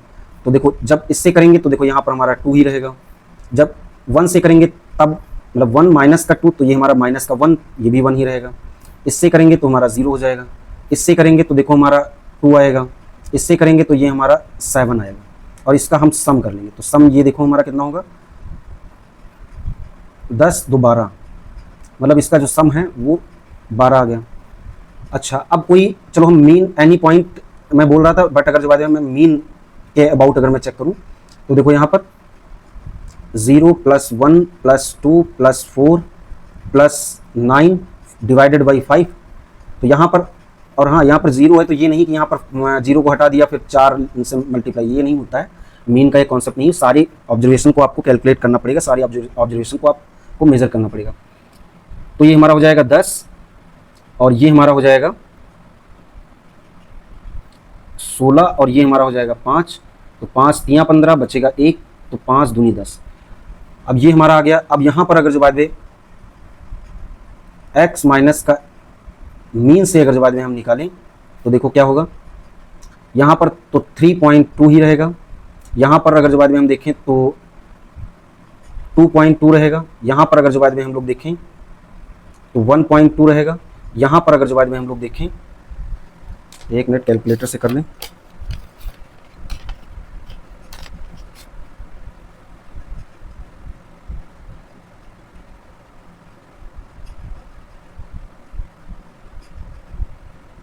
फोर माइनस 3.2 तो ये हमारा हो जाएगा 0.8। यही अगर जो बाद में 9 से करेंगे तो ये हमारा हो जाएगा 5.8। इसको भी ज़रा चेक कर लेते हैं। 1 से किया 2.2, 2 से किया 1.2, ठीक। अब इनको जोड़ लेते हैं। देखो 3.2 प्लस 2.2 प्लस 1.2 प्लस 0.8 प्लस 5.8, ये हमारा कुछ आएगा, इसका जो सम होगा वो 13.2 आएगा। और मैंने क्या बताया था कि इसका देखो ये मिनिमम होगा जब मीडियन से करेंगे, और मीन से किया तो ये हमारा मैक्सिमम हो गया। यही बस इसमें बताना था।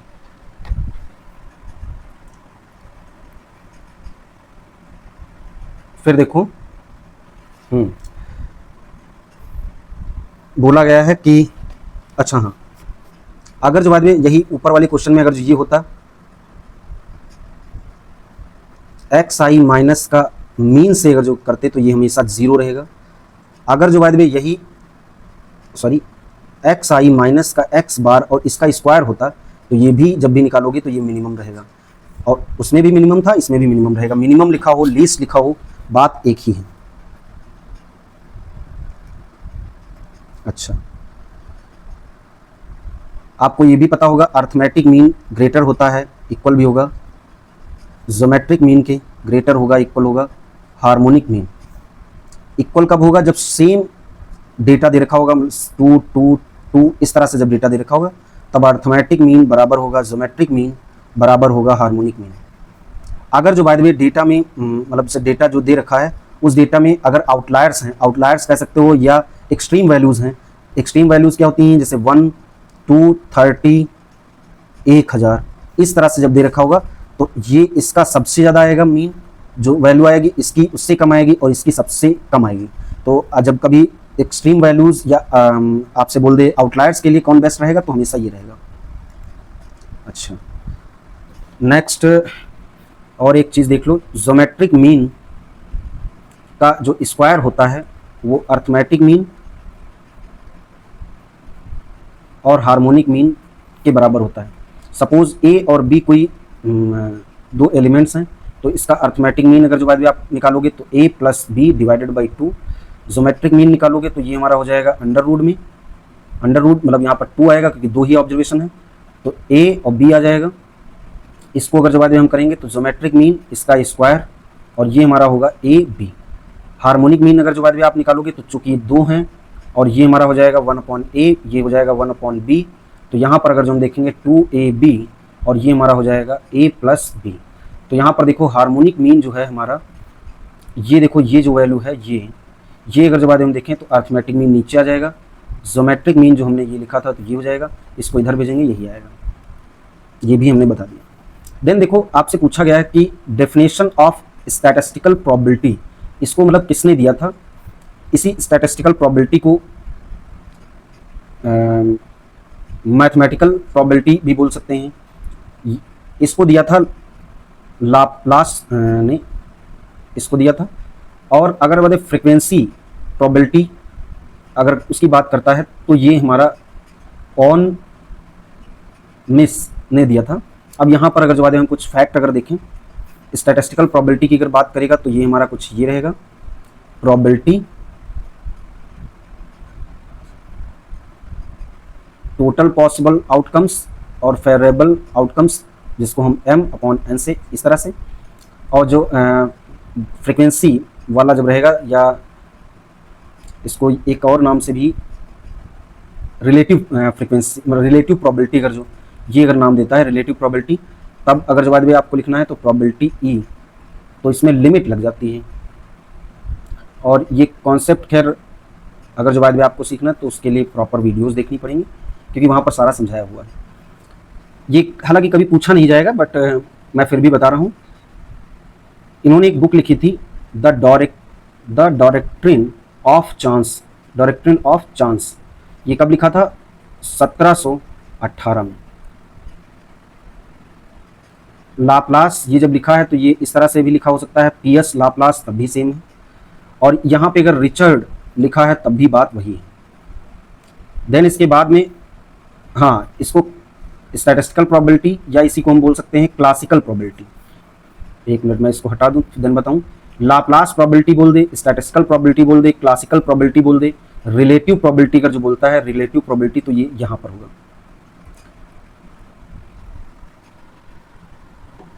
देन इसके बाद में अगर जो आप लोगों ने पढ़ा होगा एक्सियम्स या एग्जामेटिक डेफिनेशन जो दिया था वो दिया था A.N. कोल्मोग्रोव,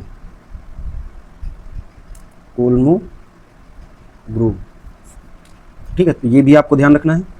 और इसमें क्या दिया रखा था? ये था कि S जो मतलब श्योर इवेंट होगा उसकी प्रोबेबिलिटी 1 होगी। सेकंड प्रोबेबिलिटी A जो है वो हमेशा ग्रेटर देन 0 होगी, या इसी को हम लिख सकते हैं 0 प्रोबेबिलिटी A 1। और थर्ड जो हमारा था वो हमारा था प्रोबेबिलिटी A यूनियन B बराबर होगा probability A plus probability B।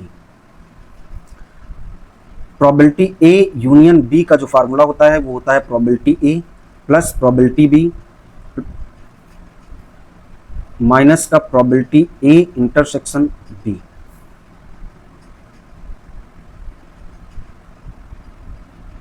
अब यहां पर होता क्या है कि A और जो हमारे B हैं ये हमारे डिसजॉइंट हैं। डिसजॉइंट क्या होता है? जैसे बाद में ये कोई सेट है, यहाँ पर A और B मतलब इनके बीच में कोई कॉमन रीजन नहीं है, तब उस केस में क्या होगा, या इसी को हम ये भी बोल देते हैं प्रोबेबिलिटी A इंटरसेक्शन B, तो ये हमारा तब उस केस में 0 हो जाएगा। जब ये हम 0 कर देंगे तो यही हमारा बचेगा, वही हमने लिखा है।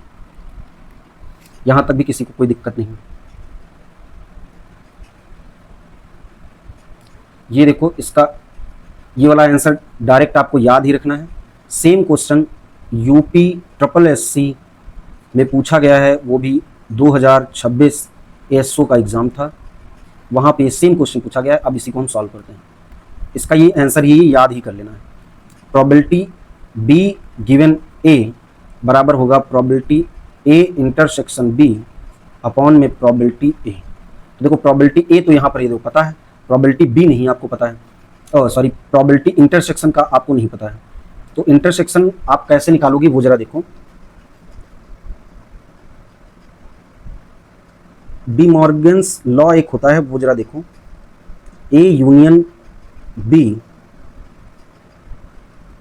प्रोबेबिलिटी ए इंटरसेक्शन बी, ये हो जाएगा। इसी को हम ये इस तरह से लिख सकते हैं, प्रोबेबिलिटी ए इंटरसेक्शन बी, ये भी हम लिख सकते हैं। या हम ये भी लिख सकते हैं, प्रोबेबिलिटी ए इंटरसेक्शन बी बराबर प्रोबेबिलिटी ए यूनियन बी, ये हमारा हो जाएगा। या इसी को हम लिख सकते हैं, प्रोबेबिलिटी ए यूनियन बी। अगर जो हम यहाँ से देखें तो ये हमारी वैल्यू ये देखो पता है 11 अपॉन में 12, तो ये हमारा हो जाएगा 1/12।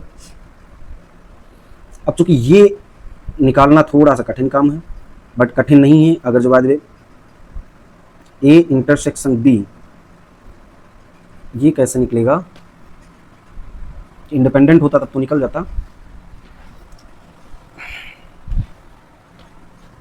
बट इसको हालांकि अभी और एक तरीका है, मैं उससे बताऊंगा, बट मुझे लगा कि इससे भी ट्राई कर लेना चाहिए।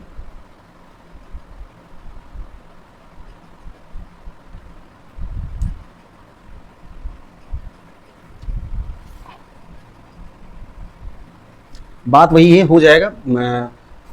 सिंपल सा जो मैंने ये फार्मूला लिखा था, ए यूनियन बी बराबर probability A probability B minus का प्रोबेबिलिटी ए इंटरसेक्शन बी।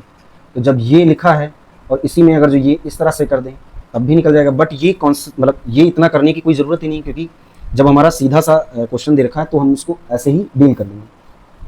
आपको फाइंड करना है प्रोबेबिलिटी इंटरसेक्शन बी, तो ये हमारा हो जाएगा probability A plus probability B minus का probability A intersection A union B.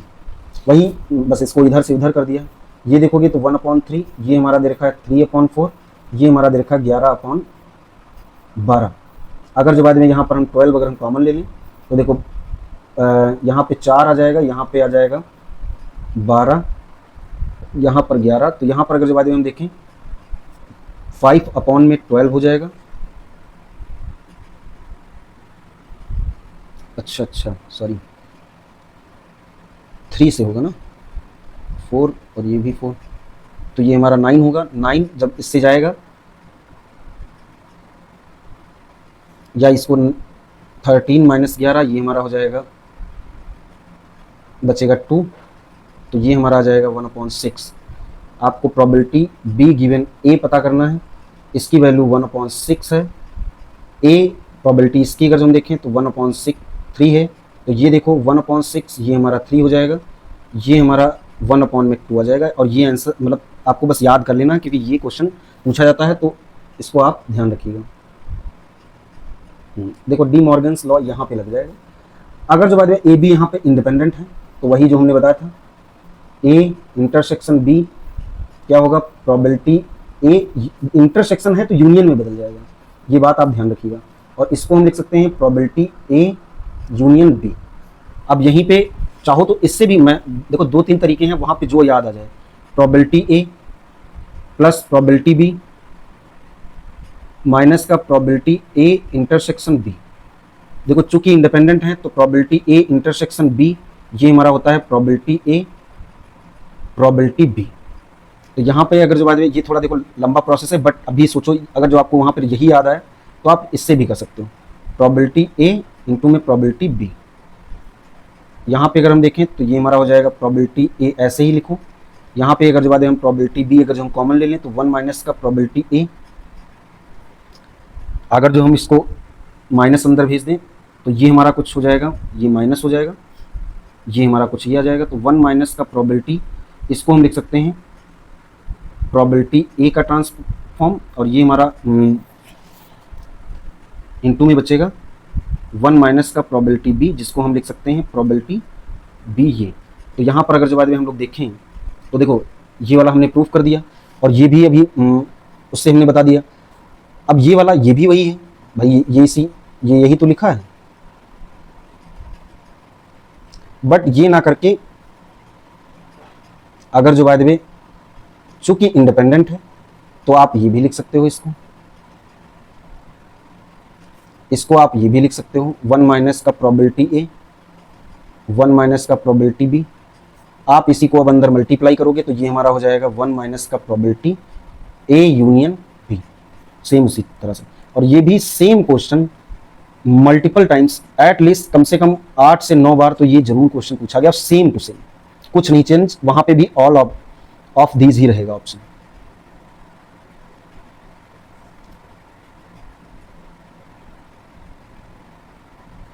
Then देखो नेक्स्ट वाला, नेक्स्ट हमारा दे रखा है E1 E2 dot dot En, और ये काउंटेबल हैं, ये हमारे कैसे हैं, काउंटेबल हैं इवेंट्स सच दैट, ये हमारा दे रखा है। तो देखो ये अगर हम इसको 1 कर लें तो ये हमारा कुछ E2 दे रखा है, इसको अगर जो बाद में हम ये इस तरह से लिखें E2 सबसेट है E1 का, मतलब E1 का सबसेट है ये, मतलब समझ लो ये हमारा E1 है, तो यहाँ पर ये जो है ये एरिया ये हमारा E2 है। इसी तरह से और इसी तरह से आगे लिखते जाओगे E3, तो ये और इसका भी सबसेट है, तो इस तरह से ये चलता जाएगा। तो इसमें क्या होगा कि एक ऐसी सिचुएशन आएगी जहाँ पर हमारा क्या होगा कि ये प्रोबेबिलिटी हमारी 0 के इक्वल हो जाएगी। जब nth टाइम तक अगर ले जाओगे तो ये हमारा 0 हो जाएगा। अगर जो बाय द वे कम करते जा रहे हो फिर भी अगर कोई मतलब पोर्शन अगर बच जाता है, तब वहां पर हम ये बोलेंगे कि इसकी जो प्रोबेबिलिटी है वो हमारी 1 होगी। अब देख लो थोड़ा केस देख लो, देखो ये हमारा E1 EI और ये हमारा EI प्लस 1 ये लिखा हो, हालांकि इसमें ये नहीं लिखा है बट ये लिखा है E1 ये जब कभी बताएगा काउंटेबल, तो काउंटेबल ये हमारा काउंटेबल का साइन हो गया, तो इसके लिए हमेशा ये लगाएंगे। दूसरा, अगर जो बाय द वे आप ये समझ लो कि अगर जो आपसे ये बोल देता है कि जो E1 E2 dot dot independent है, मतलब sorry E1 E2 dot dot ये हमारे इंडिपेंडेंट हैं, और यहाँ पे अगर जो by the way probability AN जो है वो हमारा इक्वल टू इन्फिनिटी के हो जाता है, इंडिपेंडेंट भी होना चाहिए, इंडिपेंडेंट इवेंट्स हैं या ये दिख जाए, तब यहाँ पर आप ये वाला ऑप्शन टिक करिएगा।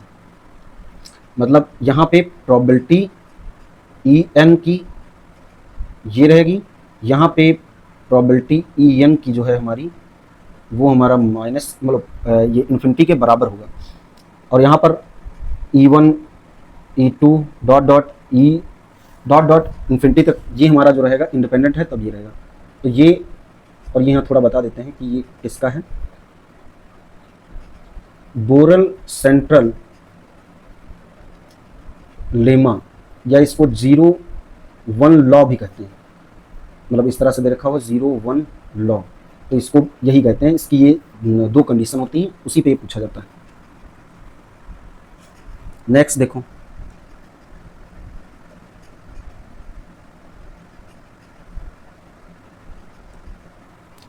यहाँ पे हालांकि इन्होंने गलत लिखा है बट फिर भी चलो।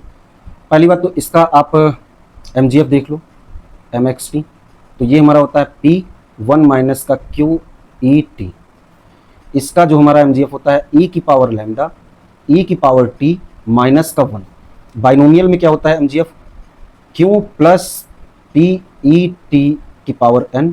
निगेटिव बाइनोमियल में अगर जो बात भी आपको देखना है तो यही जो यहाँ पर था, ये हमारा 1 के लिए देखो ज्योमेट्रिक जो हमारा होता है P, इसी को हम लिखते हैं निगेटिव बाइनोमियल 1, और ये हमारा हो जाता है P, यहाँ पर R बराबर 1 हो जाता है, तो वही सेम 1 माइनस का QET और ये हमारा हो जाएगा R।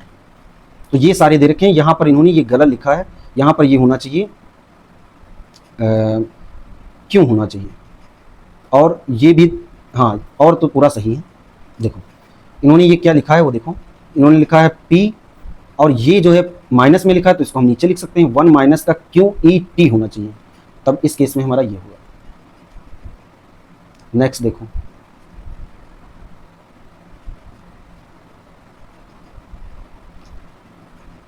नेक्स्ट क्वेश्चन जो हमारा दे रखा है, पहले तो देखो MXT जो होता है हमारा, वो समेसन R बराबर 0 से इन्फिनिटी T की power R factorial R mu R dash, ये कौन से होते हैं? ये हमारे रॉ मोमेंट्स होते हैं, या इसी को हम बोलते हैं मोमेंट्स अबाउट ओरिजिन। जब ओरिजिन के अबाउट बोलेगा तब ये लिखेंगे। इसी तरह से अगर जो बाद में हम ये लिखें 5XT, तो पहली बात तो इसका रिलेशन भी होता है, बट इसको अगर जो बाद में जो हम देखें तो ये होता है हमारा एक्सपेक्टेशन ETX, ये हमारा होता है EITX। तो अगर इसको अगर जो बाद में हम लिखें ETX और ये हमारा है X, और ये हम अगर जो बाद में लिखें इसको इस तरह से लिखें EXIT, तो देखो यहाँ पर सेम उसी तरह से हो जाएगा MXIT। तो सेम इसमें अगर जो बाद में हम ये इसको अगर हम लिखते हैं 5XT, तो अब इसके लिए तो हमें पता है, इसके लिए हमें क्या पता है? R बराबर इन्फिनिटी, मतलब 0 से इन्फिनिटी हो जाएगा। अब देखो यहाँ पर जहाँ पर I मतलब जहाँ पर T है वहाँ पर IT हो जाएगा, और इसका पावर R हो जाएगा, और ये हमारा फैक्टोरियल R होगा, और ये हमारा म्यू R डैश ही रहेगा। इसको अगर जो बाद में हम देखें तो I की पावर R ये हम बाहर कर लें, और ये हम R बराबर 0 से इन्फिनिटी T की power R factorial R mu R dash, ये हमारा हो गया।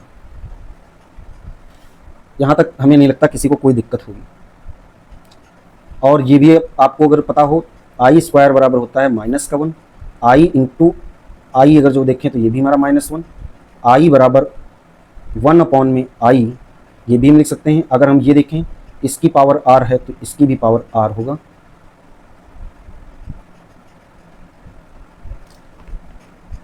तो यहाँ पर अगर जो बाद में हम देखें तो यहाँ पर हम इस तरह से भी लिख सकते हैं, मतलब ये वैल्यू हम यहाँ पर भी लिख देंगे।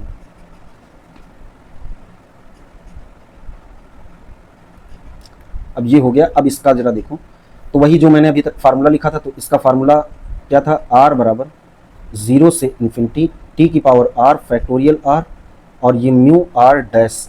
यहाँ पे अगर इसको हम ओपन करेंगे तो ये हमारा फर्स्ट, ये हमारा T अपॉन में फैक्टोरियल 1 म्यू 1 डैश, इसी तरह से डॉट डॉट करते हुए T की पावर R, और ये factorial R mu R dash हो जाएगा।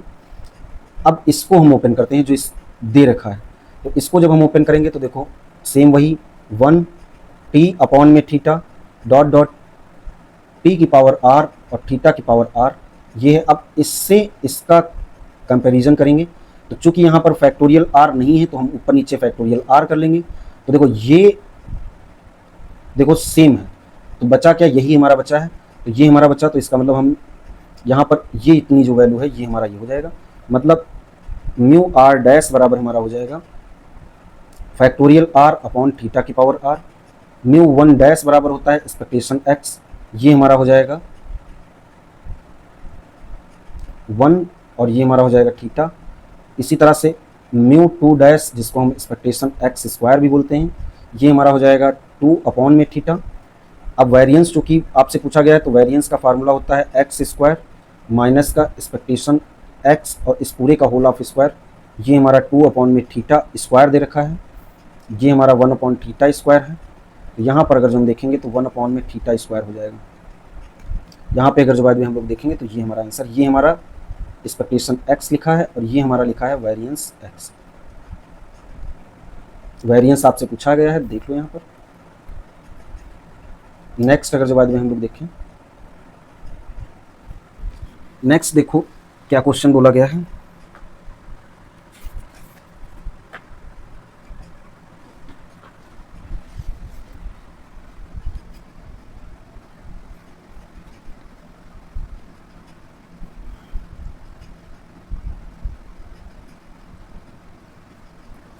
देखो क्वेश्चन पढ़ो। एक अर्न है जो कंटेन कर रहा है 6 रेड बॉल है, तो इस तरह से बनाएंगे, इस तरह से बनाएंगे। यहाँ पे क्या बोल रहा है? 6 रेड बॉल हैं, यहाँ पे 4 वाइट बॉल हैं, 5 ब्लैक बॉल हैं, तो टोटल बॉल है 15। फिर आपसे प्रोबेबिलिटी पूछी गई, प्रोबेबिलिटी ड्रॉ करो थ्री बॉल्स होनी चाहिए ऑफ डिफरेंट कलर, अलग अलग कलर की हो मतलब, और व्हेन बॉल आर रिप्लेस्ड मतलब रिप्लेस कर देते हैं आफ्टर वन ईच ड्रॉ, मतलब हर एक ड्रॉ पे उसको हम रिप्लेस कर देते हैं। तो प्रोबेबिलिटी आर के लिए अगर जो बात आप देखो तो यहाँ पर हमारा हो जाएगा 6/15। प्रोबेबिलिटी वाइट के लिए मतलब रेड के लिए तो ये हो गया, प्रोबेबिलिटी वाइट के लिए तो 4/15, और प्रोबेबिलिटी ब्लैक के लिए अगर जो हम देखें तो 5/15 हो जाएगा। अच्छा, चूंकि देखो सारी जो बॉल्स हैं वो क्या हैं, इंडिपेंडेंट हैं। अब इंडिपेंडेंट कैसे हैं, क्योंकि अलग अलग कलर की आपको कैलकुलेट ही करना था। मतलब आपसे प्रोबेबिलिटी ये पूछी गई थी, probability R, probability W, probability B, ये इंडिपेंडेंट, या इसी को हम ये लिख सकते हैं probability R intersection W intersection B. चूंकि ये इंडिपेंडेंट है तो probability R, probability W, probability हमारा हो जाएगा ब्लैक। तो इन सब को जब आप आपस में मल्टीप्लाई कर देंगे तो इसका जो फाइनल आंसर आएगा वो फाइनल आंसर देख लो 8/225।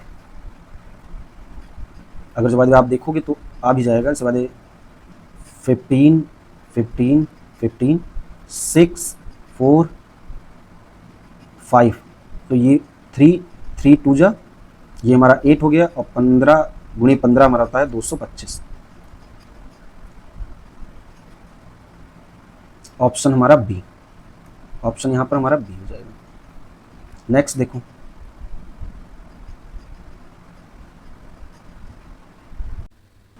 नेक्स्ट क्वेश्चन पूछा गया है, ये एलपीपी का है। एलपीपी का ये क्वेश्चन है, क्या दे रखा है कि फाइनल ऑप्टिमम सिंपलेस्ट मेथड, ये एक मेथड है मतलब ये टेबल जो भी आप कहो, जेड जे माइनस का सी जे ये हमारा 0 के इक्वल है। तो यहाँ पर बोल रहा है कि at least one non basic variable, ये जो है for at least one non basic variables के लिए, तो then there are will be, तो इसके लिए देखो सिंपल सी बात है, इसमें भी अगर डेप्थ में जाएंगे तो बहुत रहेगा, बट इसका अल्टरनेटिव रहेगा, या इसी को हम बोलते हैं अल्टरनेटिव, इसको बोल दो, या इसको हम बोल सकते हैं, एक मिनट,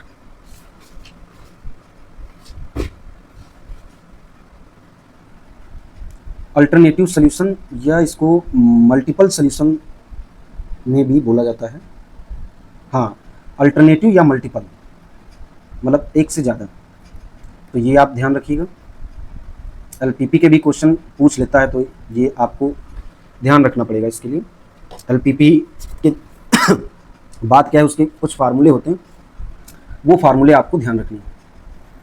ये भी देखो एलपीपी का ही है, लिखा है कि minimum number of lines covering all zeros in reduces cost matrix of order N.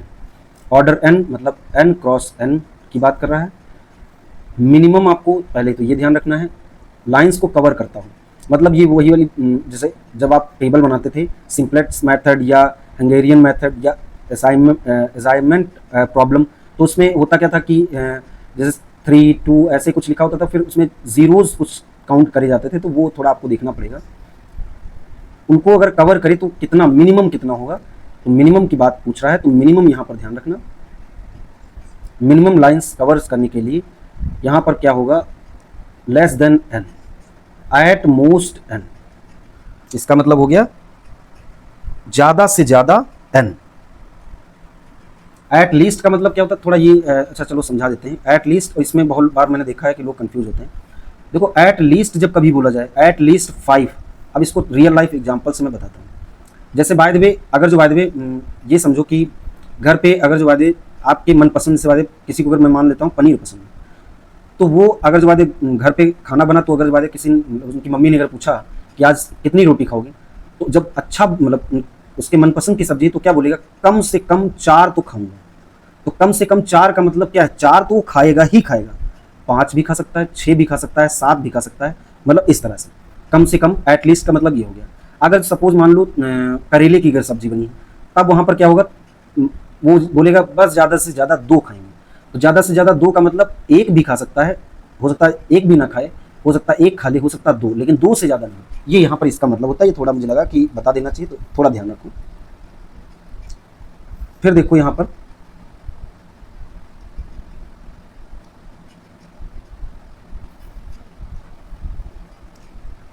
ए कोई एक स्क्वायर मैट्रिक्स दे रखी है। स्क्वायर मैट्रिक्स का मतलब होता है n क्रॉस n, मतलब 2 क्रॉस 2। फिर आपसे बोला गया a की पावर k बराबर, ये अगर कभी 0 के इक्वल आ जाए, जैसे सपोज ए कोई एक मैट्रिक्स दे रखी थी 1 2 3 4, और इसका अगर आपने स्क्वायर किया वो 0 आ जाए, तो इसको हम क्या बोलते हैं, जैसे आइडेम्पोटेंट मैट्रिक्स बोलते हैं, वैसे इसको बोलते हैं नीलपोटेंट मैट्रिक्स ऑफ ऑर्डर के। अगर जो एक के है, मतलब ये वाला ऑर्डर 2 है, तो 2 कर देंगे। तब आपसे बोल रहा है कि ये अगर जो आपको दे रखा है तो एक इसके इक्वल होगा। तो देखो s बराबर अगर जो हम मान लें, ये आपने पढ़ा भी है, a plus A square dot dot A की पावर n माइनस 1, तो ये हमारा हो जाता है। अगर जो ये आपको आइडिया है तो इसको हम लोग लिखते हैं 1 माइनस का a n माइनस का 1 प्लस का, जो ये लिखा है उसमें प्लस 1 कर देंगे, और ये हमारा 1 माइनस का a हो जाएगा, मतलब जो भी ये लिखा है। वही कॉन्सेप्ट यहाँ पे भी कुछ लगेगा। ये हम मान लेते हैं s है, तो ये हमारा हो जाएगा i। चूंकि मैट्रिक्स की बात कर रहा है तो वहाँ पर 1 नहीं लिखेंगे, i लिखेंगे। अब ये हमारा हो जाएगा a, और ये जब इससे हम करेंगे तो देखो यहाँ पर ये दोनों कैंसिल आउट हो जाएंगे, बचेगा यही। तो ये हमारा, और ये हमारा है a, ये हमारा हो गया। अब चूंकि अब यहाँ पर क्या बोला गया, a की पावर k जो है हमारा वो 0 है, तब यहाँ पर अगर जो आप देखोगे तो i अपॉन में i माइनस का a ये है। इसी को, चूंकि ये मैट्रिक्स की बात कर रहा है, तो इसी को जब हम ऊपर भेजेंगे तो i माइनस का a, और इसका हम इन्वर्स भी ले लेंगे। तो यहाँ पर अगर जो देखोगे तो ये हमारा होगा, ये वाला नहीं होगा क्योंकि यहाँ पर प्लस लगा है। ठीक, नेक्स्ट देखो,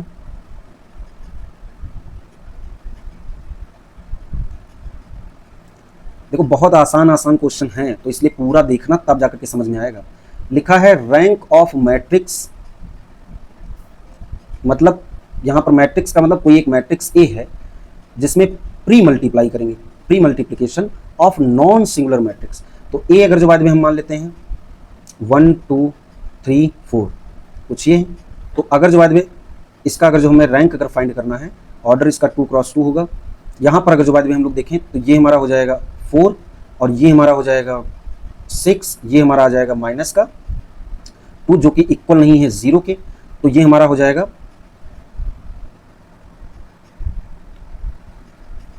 तो यहाँ पर अगर जो बाद में हम लोग देखेंगे तो यहाँ पर हमारा क्या होगा, रैंक जो हमारा रहेगा ए का वो हमारा 2 ही रहेगा। अच्छा, और इसी को नॉन सिंगुलर भी कहते हैं। अभी चलो हम एक एग्जांपल, इसी को नॉन सिंगुलर कहते हैं, बट हम एक पी ले लेते हैं जो नॉन सिंगुलर हम बना लेते हैं। तो वही सेम जैसे बाद में 1 2 0 2 ये है, तो इसका भी अगर डिटर्मिनेंट अगर लोगे तो वो भी हमारा नॉट इक्वल टू 0 होगा, तो ये भी नॉन सिंगुलर है। तो इसका भी ऑर्डर अगर जो हालांकि इसका देखना हो तो ये भी हमारा 2 ही रहेगा। बट यहाँ पे पूछा ये गया है कि अगर जो बाय द वे ए में अगर प्री का मतलब उससे पहले, पोस्ट का मतलब उसके बाद, इसको अगर जो हम करते हैं, इसको अगर जो हम करते हैं तो जो आंसर मतलब आएगा उसका जो रैंक है, इसका जो रैंक है वो क्या होगा, बढ़ जाएगा, कम हो जाएगा, क्या होगा, ये आपको बताना है। तो अब ये हम हटा करके रियल लाइफ आपको एग्जांपल एक देते हैं। ए बराबर अगर जो बाद में हमारा 1 2 2 4, तो यहाँ पर अगर जो बाद में आप डिटर्मिनेंट अगर इसका फाइंड करोगे तो ये 0 आएगा, तो इसका रैंक जो होगा वो हमारा 1 होगा। अच्छा, अब क्या कहा गया है कि प्री मल्टीप्लाई कर दो। अब पी भी देख लो, ये हमारा दे रखा है 2 1 1 और ये हमारा 1, तो यहाँ पर अगर जो देखोगे तो ये हमारा डिटर्मिनेंट अगर देखोगे नॉट इक्वल टू 0। वैसे तो इसका रैंक जो है वो पी का देखोगे तो ये हमारा 2 है, बट जब अब इसके साथ में करेंगे तब क्या हो जाएगा, तब देखो जब इसके साथ में करेंगे तो ये हमारा आएगा 4 8 3 6, ये हमने कैलकुलेट किया है। अब इसका अगर जो बाद में आप डिटर्मिनेंट अगर फाइंड करोगी तो इसका डिटर्मिनेंट ये कितना हो जाएगा, 6 चौक 24, और ये हमारा हो जाएगा 8 त्रुक 24, तो ये हमारा आ जाएगा 0। मतलब ये 0 आ गया, तो इसका मतलब इसका जो रैंक है, पहली बात तो ये देखो 2 क्रॉस 2 है, तो इसका ये रैंक जो है ये हमारा 1 आएगा, और 1 इसका भी था, तो ये हमारा हो जाएगा इक्वल टू 1 है। अब देखो यही क्वेश्चन पूछा गया। क्वेश्चन क्या पूछा गया है क्वेश्चन ये है कि रैंक ए, सपोज कुछ भी मान लेते हैं कि पी आया है, और इसी में अगर जो बाद में हम प्री मल्टीप्लाई कर दें एक मैट्रिक्स का, जो मैट्रिक्स क्या है, जो मैट्रिक्स है नॉन सिंगुलर, ये बात ध्यान रखना, अगर ये नॉन सिंगुलर है तब वहां पर हम क्या देखते हैं, तब वहां पर हम लोग देखेंगे कि जो रैंक पी ए होगा वही रैंक हमारा ए का होगा, मतलब जो भी इसका आया है, सपोज ये आया था तो ये हमारा होगा, तो मतलब सेम रहेगा, यहाँ पर रिमेन्स सेम, मतलब ना कम होगा ना ज़्यादा होगा अगर ये है तो, अदरवाइज आपको चेक करना पड़ेगा। अब और देखो,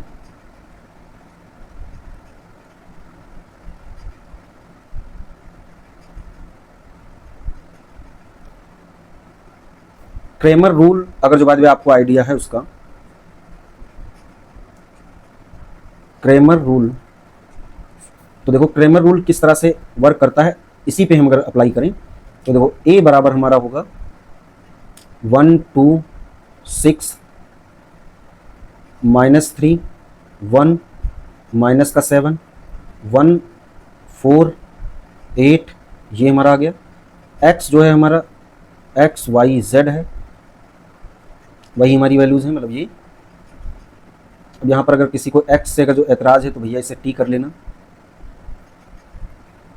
बी बराबर -1 -1 7, ये कहाँ से मैंने लिखा है, जो ये इधर देखो, ये जो लेफ्ट हैंड साइड में, लेफ्ट हैंड साइड, और ये कहाँ से लिखा है, राइट हैंड साइड। तो ए एक्स बराबर होता है बी, ये आपने पढ़ा भी होगा। अब क्या करना है, क्रैमर रूल कैसे लगता है, क्रैमर रूल एक्स के लिए अगर जो आप निकाल रहे हो तो आप क्या करोगे, एक्स के लिए अगर जो आप निकाल रहे हो तो किस तरह से करना है वो जरा देखो। यहां पर होगा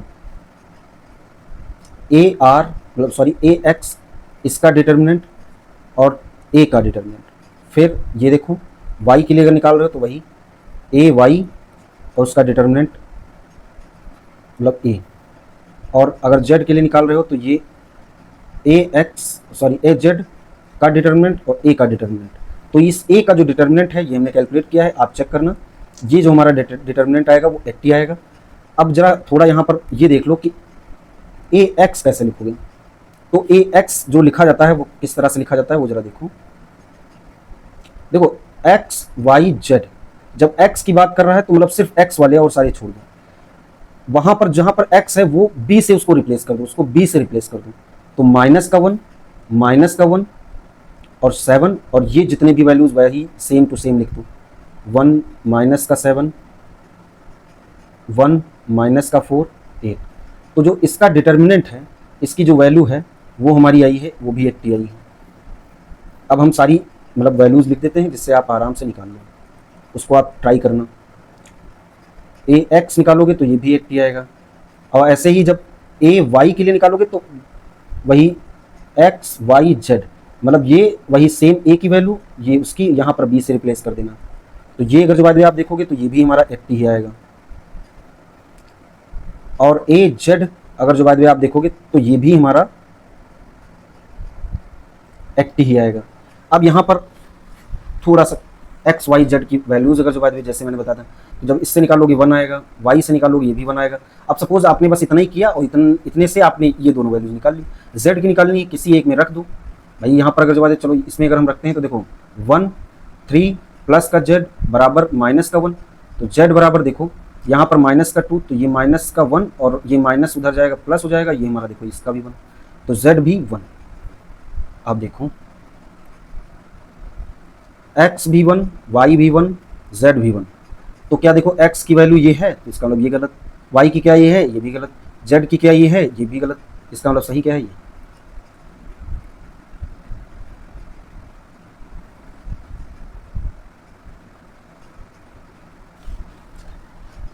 ये कुछ मैथ्स के मतलब क्वेश्चन हैं, बट चलो ये वाला मैं बता रहा हूँ, बट इसके बाद में जब नेक्स्ट देखेंगे तो वहाँ पर ये क्वेश्चंस मैथ्स वाले सेक्शन में कराएंगे, क्योंकि मैथ के क्वेश्चन इसमें बहुत हैं, लगभग में 50-60 हैं, तो एक साथ में कराएंगे तब जाकर के आपको अच्छे से समझ में। बट यहाँ पर है, ये बीच में आया है तो इसको देख लेते हैं। लिखा है निगेटिव, आपको रूट्स बता देने हैं इसके। कि ये कहाँ पर लाई करेगा इस पॉइंट में। तो देखो एक थ्योरम होती है, वो थ्योरम क्या है वो देख लो, इंटरमीडिएट वैल्यू थ्योरम। ये थ्योरम क्या बताती है, एफ ए एफ बी, ये हमारा चेक करो अगर ये है इनका जो प्रोडक्ट, तब हम बोलेंगे कि ए और मतलब ये जो रूट्स हैं, रूट हैं, वो इसी के बीच में लाई करेंगे। ठीक, ये हमारा कुछ होता है। अगर इसी को अगर जो लैंग्वेज के फॉर्म में अगर हम लिखें, अगर किसी मतलब फंक्शन एफ एक्स जो है के लिए अगर जो बाय द वे ये अगर जो सपोज हम मान लें निगेटिव दे रखा है और ए के लिए अगर निगेटिव है और बी के लिए अगर जो हम देखें ये अगर जो पॉजिटिव है, तो यहाँ पर तब हम इसके बीच में एग्जैक्ट निकाल पाते हैं। तो ये बात भी आपको ध्यान रखनी है। अब क्या करना है आपको, ये हमारा एफ एक्स ये हमारा दे रखा है x3, चलो इसको थोड़ा ऊपर करके करते हैं।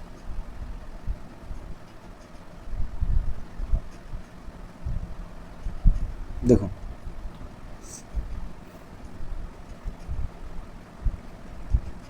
एफ एक्स बराबर एक्स क्यूब माइनस का एक्स प्लस का 1 1।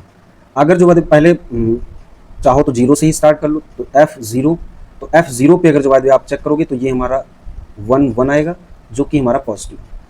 अब चूंकि निगेटिव की बात कर रहा है तो देखो निगेटिव रूट्स को देखना है, तो अब -1 देखो, f-1 पे देखोगे तो तब भी ये हमारा यही आएगा। ये आप चेक कर लेना, मैंने तो डायरेक्ट मतलब चेक किया है इसी वजह से बता रहे हैं। f इस पे देखोगे तो ये हमारा आ जाएगा 5, ये भी हमारे देखो निगेटिव है। 3 पे अगर जो बात आप चेक करोगे तो यहाँ पर देखो -13 आ गया, ये हमारा 0। और यही मैंने बताया था कि f a negative f b अगर पॉजिटिव है तभी रूट मिलेंगे। तो क्या इनके बीच में रूट मिलेंगे, तो सेम साइन है, बट यहीं पे मिलेंगे। बट एक और रख करके देख लो, मे भी हो सकता है चेंज हो रहा हो। तो f -4 अगर जो आदमी आप लिखोगे तो यहाँ पर ये हमारा हो जाएगा 49। तो ये फिर वही, तो इसका लो यहीं पे ये लाई करेगा, तो यहीं पे लाई करेगा तो क्या है, तो -3 छोटा है x माइनस का 2, यही हमारा आंसर होगा। तो यहाँ पर देखो ये वाला हमारा ऑप्शन सही हो जाएगा। अगर यहाँ पे होता तो यहाँ पे आ जाता है। ठीक, अगर यहीं पे अगर जो बात क्वेश्चन अगर बदल देता और ये बोल देता पॉजिटिव रूट्स अगर बताओ, तो देखो जो पॉजिटिव रूट्स तो वही सेम एफ एक्स 0 पे चेक किया तो हमारा पॉजिटिव आया 11। 1 पे अगर चेक करोगे तब देखोगे तब भी 11, तो ये भी पॉजिटिव। 2 पर देखोगे तब 17 आ जाएगा, ये भी पॉजिटिव। 3 पे देखोगे तब भी ये हमारा पॉजिटिव रहेगा। तो मतलब यहाँ पर आप चेक करते चले जाओगे और यहाँ पर पता चलेगा कि रूट्स एग्जिस्ट ही नहीं करेंगे। तो ऐसा, ये तो हमने अपनी तरफ से बनाया, बट जब कभी ऐसा पूछा जाएगा तो वो हमेशा कर लोगे। देखो स्क्वायर मैट्रिक्स है, स्क्वायर मैट्रिक्स सपोज 2 क्रॉस 2 की मैट्रिक्स दे रखी है, वो भी सेम ऑर्डर। सेम ऑर्डर का मतलब अगर 2 क्रॉस 2 का ले रहे हो तो सब 2 क्रॉस 2 का ही लोगे। फिर देखो लिखा है ए बी बराबर ए सी, तो लिखा है कि b बराबर c अगर जो है, तो यहाँ पर देखो अगर जो बाद में हम ए बी माइनस का ए सी अगर जो हम ये कर लेते हैं तो ये 0 हो जाएगा। यहाँ पर देखो b माइनस का c, तो यहाँ पर देखें हम, अब ये हमारी सिचुएशन बनी। तो देखो यहाँ पर ये बता ही दिया गया है, इसको हम ये भी तो लिख सकते हैं b माइनस का c बराबर 0। तो इसका मतलब ये तो 0 होगा बट ये 0 नहीं होगा, a जो है वो 0 नहीं होगा, मतलब इसका जो डिटर्मिनेंट आएगा वो 0 नहीं होगा, ये बता रहा है। तो यहाँ पर ये हो जाएगा, इसी को हम बोलते हैं नॉन सिंगुलर मैट्रिक्स। और जब ये कभी आएगा तो ये हमारा इसको बोलेंगे सिंगुलर मैट्रिक्स। ए अगर जो बाद में हम मान लेते हैं p क्रॉस p है, तो अगर नॉन सिंगुलर है तो इसका जो ऑर्डर होगा वो वही रहेगा, जो मैट्रिक्स का मतलब रैंक वही रहेगा जो इसका ऑर्डर है। बट इसमें अगर जो बाद में सपोज हम मान लेते हैं कि एक बार आपने पूरी मैट्रिक्स का किया, सपोज 2 क्रॉस 2 था, उसका आपने किया और वो उसका मॉड 0 आ गया, तो इसका मतलब, या इसको मान लेते हैं 4 क्रॉस 4 0 आ गया, तो इसका मतलब ये ए जो है ये लेस होगा p, या यहाँ पर 4 है तो 4, लेस का मतलब क्या हो गया, यहाँ पर अगर हम आर कर लें, आर मतलब देखो इसका मतलब आर, और ये अगर जो बाय द वे लिखा है मतलब 4 लिखा है, तो इसका मतलब यहाँ पर 4 तो नहीं होगा, 3 हो सकता है, 2 भी हो सकता है, मतलब 3 हो सकता है या 2 हो सकता है या 1 हो सकता है, 0 तो नहीं होगा, 1 तक ही रहेगा। ठीक, तो ये बात आपको पता चल गई होगी। फिर लिखा है नल मैट्रिक्स, तो नल मैट्रिक्स मुझे नहीं लगता किसी को बताने की ज़रूरत है, ये हमारा नल मैट्रिक्स है। नेक्स्ट देखो,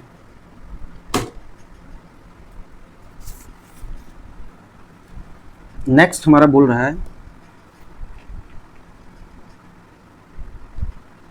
नेक्स्ट देखो क्या बोल रहा है कि even positive integral power of skew symmetric matrix always gives. अब क्या, पहले स्क्यू सिमेट्रिक समझो, पहले सिमेट्रिक समझो। तो ए पर ट्रांसपोज लगाया, ए आ गया तो ये हमारा हो गया सिमेट्रिक। ए पर ट्रांसपोज लगाया लेकिन माइनस का ए आया तो ये हमारा हो जाएगा स्क्यू सिमेट्रिक। ठीक, अब क्या बोल रहा है, ये बोल रहा है कि अगर जो बाय द वे हम ये कर लें, ट्रांसपोज लगाएं और इसकी पावर ए करें, सॉरी इसकी पावर एन कर दें, तो ये जो हमारा होगा एन रहेगा और ये हमारा हो जाएगा ए एन। अब ये डिफाइन कब होगा, देखो एन अगर जो बाय द वे इवन है, इवन है, तब ये हमारा होगा सिमेट्रिक। अगर जो बाय द वे एन हमारा अगर जो ऑड है तो ये हमारा होगा एसक्यू सिमेट्रिक। आप देख लो क्या बोल रहा है, इवन होना चाहिए पॉजिटिव, तब यहाँ पर क्या होगा, तब हमारा ये मतलब इवन के लिए ये, ऑड के लिए ये हो जाएगा। नल मैट्रिक्स आपको पता है, अभी बताया 0 0 0 0, और यूनिट मैट्रिक्स मतलब 1 1 1 1 ये वाला, तो इससे तो कोई मतलब नहीं। अब इसका हम एक एग्जांपल देख लें। अगर जो ए है और ये हमारा कुछ दे रखा है 0 माइनस का 1 1 0, तो यहाँ पर अगर जो बाद में आप देखो, यहाँ पर अगर जो बाद में हम लोग देखें, तो पहले तो मैथमेटिकली अगर जो बाद में हम लोग देखें तो उससे भी हो जाएगा, फिर हम स्टार्ट करेंगे। अगर a की पावर 2 तो इसको हम a इंटू ए लिख सकते हैं।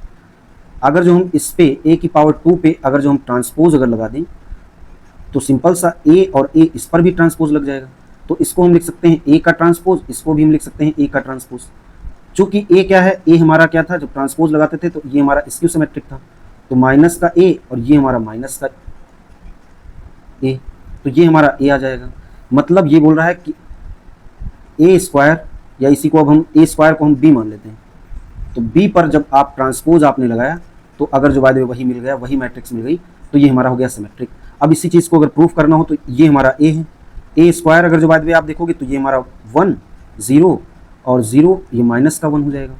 तो यहाँ पर अगर जो बाद में आप देखो a का अगर जो हम ट्रांसपोज ले लें तो ये देखो हमारा हो जाएगा 0 1 माइनस का 1 0, और अगर जो बाद में हम मतलब a में माइनस को मल्टीप्लाई कर दें तो ये सिंपल सी बात 0 ये प्लस का 1 हो जाएगा, माइनस का 1 0, यही देखो ये लिखा है, तो मतलब ये इक्वल हो जाएगा माइनस इसके, मतलब a ट्रांसपोज बराबर हमारा हो जाएगा माइनस का a।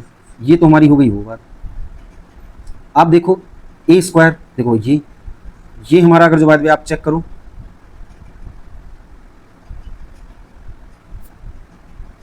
तो यहाँ पर अगर जो a स्क्वायर इसका अगर जो बाद में हम ट्रांसपोज ले लें, तो अगर जो हम ट्रांसपोज लेंगे तो क्या होगा, माइनस का 1 0 0, अच्छा हाँ यहाँ पे a स्क्वायर हो जाएगा, और ये माइनस का 1, यही देखो हमारा a स्क्वायर है, ठीक है। तो यहाँ पर ये आपको पता चल गया होगा।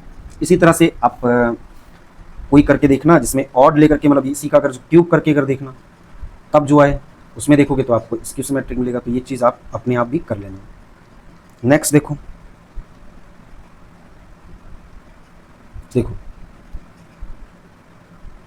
इनवर्स का फार्मूला होता है एडजॉइंट a अपॉन में a। इसी को अगर जो बाद में हम यहाँ पे लिखें तो देखो हम किस तरह से लिख सकते हैं,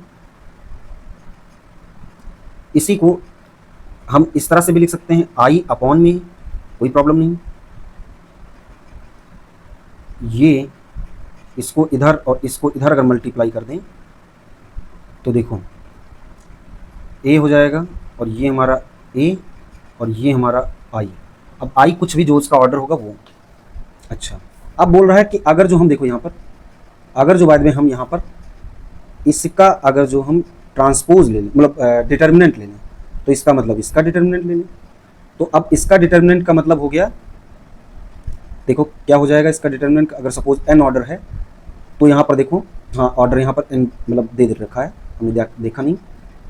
तो देखो पहले तो यहाँ पर समझो, जैसे सपोज एन बराबर अगर 2 दे रखा है और ये सपोज हम मान लेते हैं कि ये हमारा कुछ डिटर्मिनेंट आया है 10, तो डिटर्मिनेंट को I2 के साथ में अगर हम करेंगे तो मतलब ये हमारा 10 हो गया और ये हमारा हो जाएगा, देखो ये हमारा 1 0 0 1, यही तो हमारा होता है आइडेंटिटी मैट्रिक्स।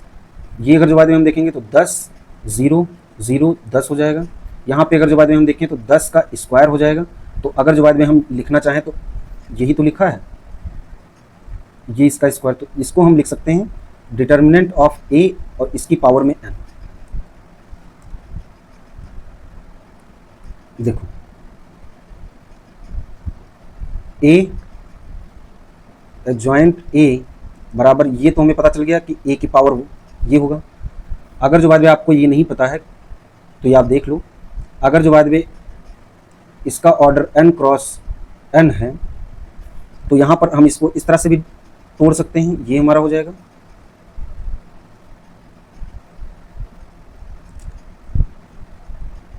a की पावर n। यहाँ पे अगर जो बाद में हम लोग देखें तो यही एडजॉइंट a इसका डिटर्मिनेंट और ये हमारा हो जाएगा a की पावर n, और चूंकि ये नीचे जाएगा फिर ऊपर तो ये माइनस का 1, ये हमारा आंसर आएगा। तो ये अगर जो यहाँ पर अगर हम आंसर देखें तो देखो यहाँ पर सिर्फ इसमें है ये वाला गलत, ठीक है।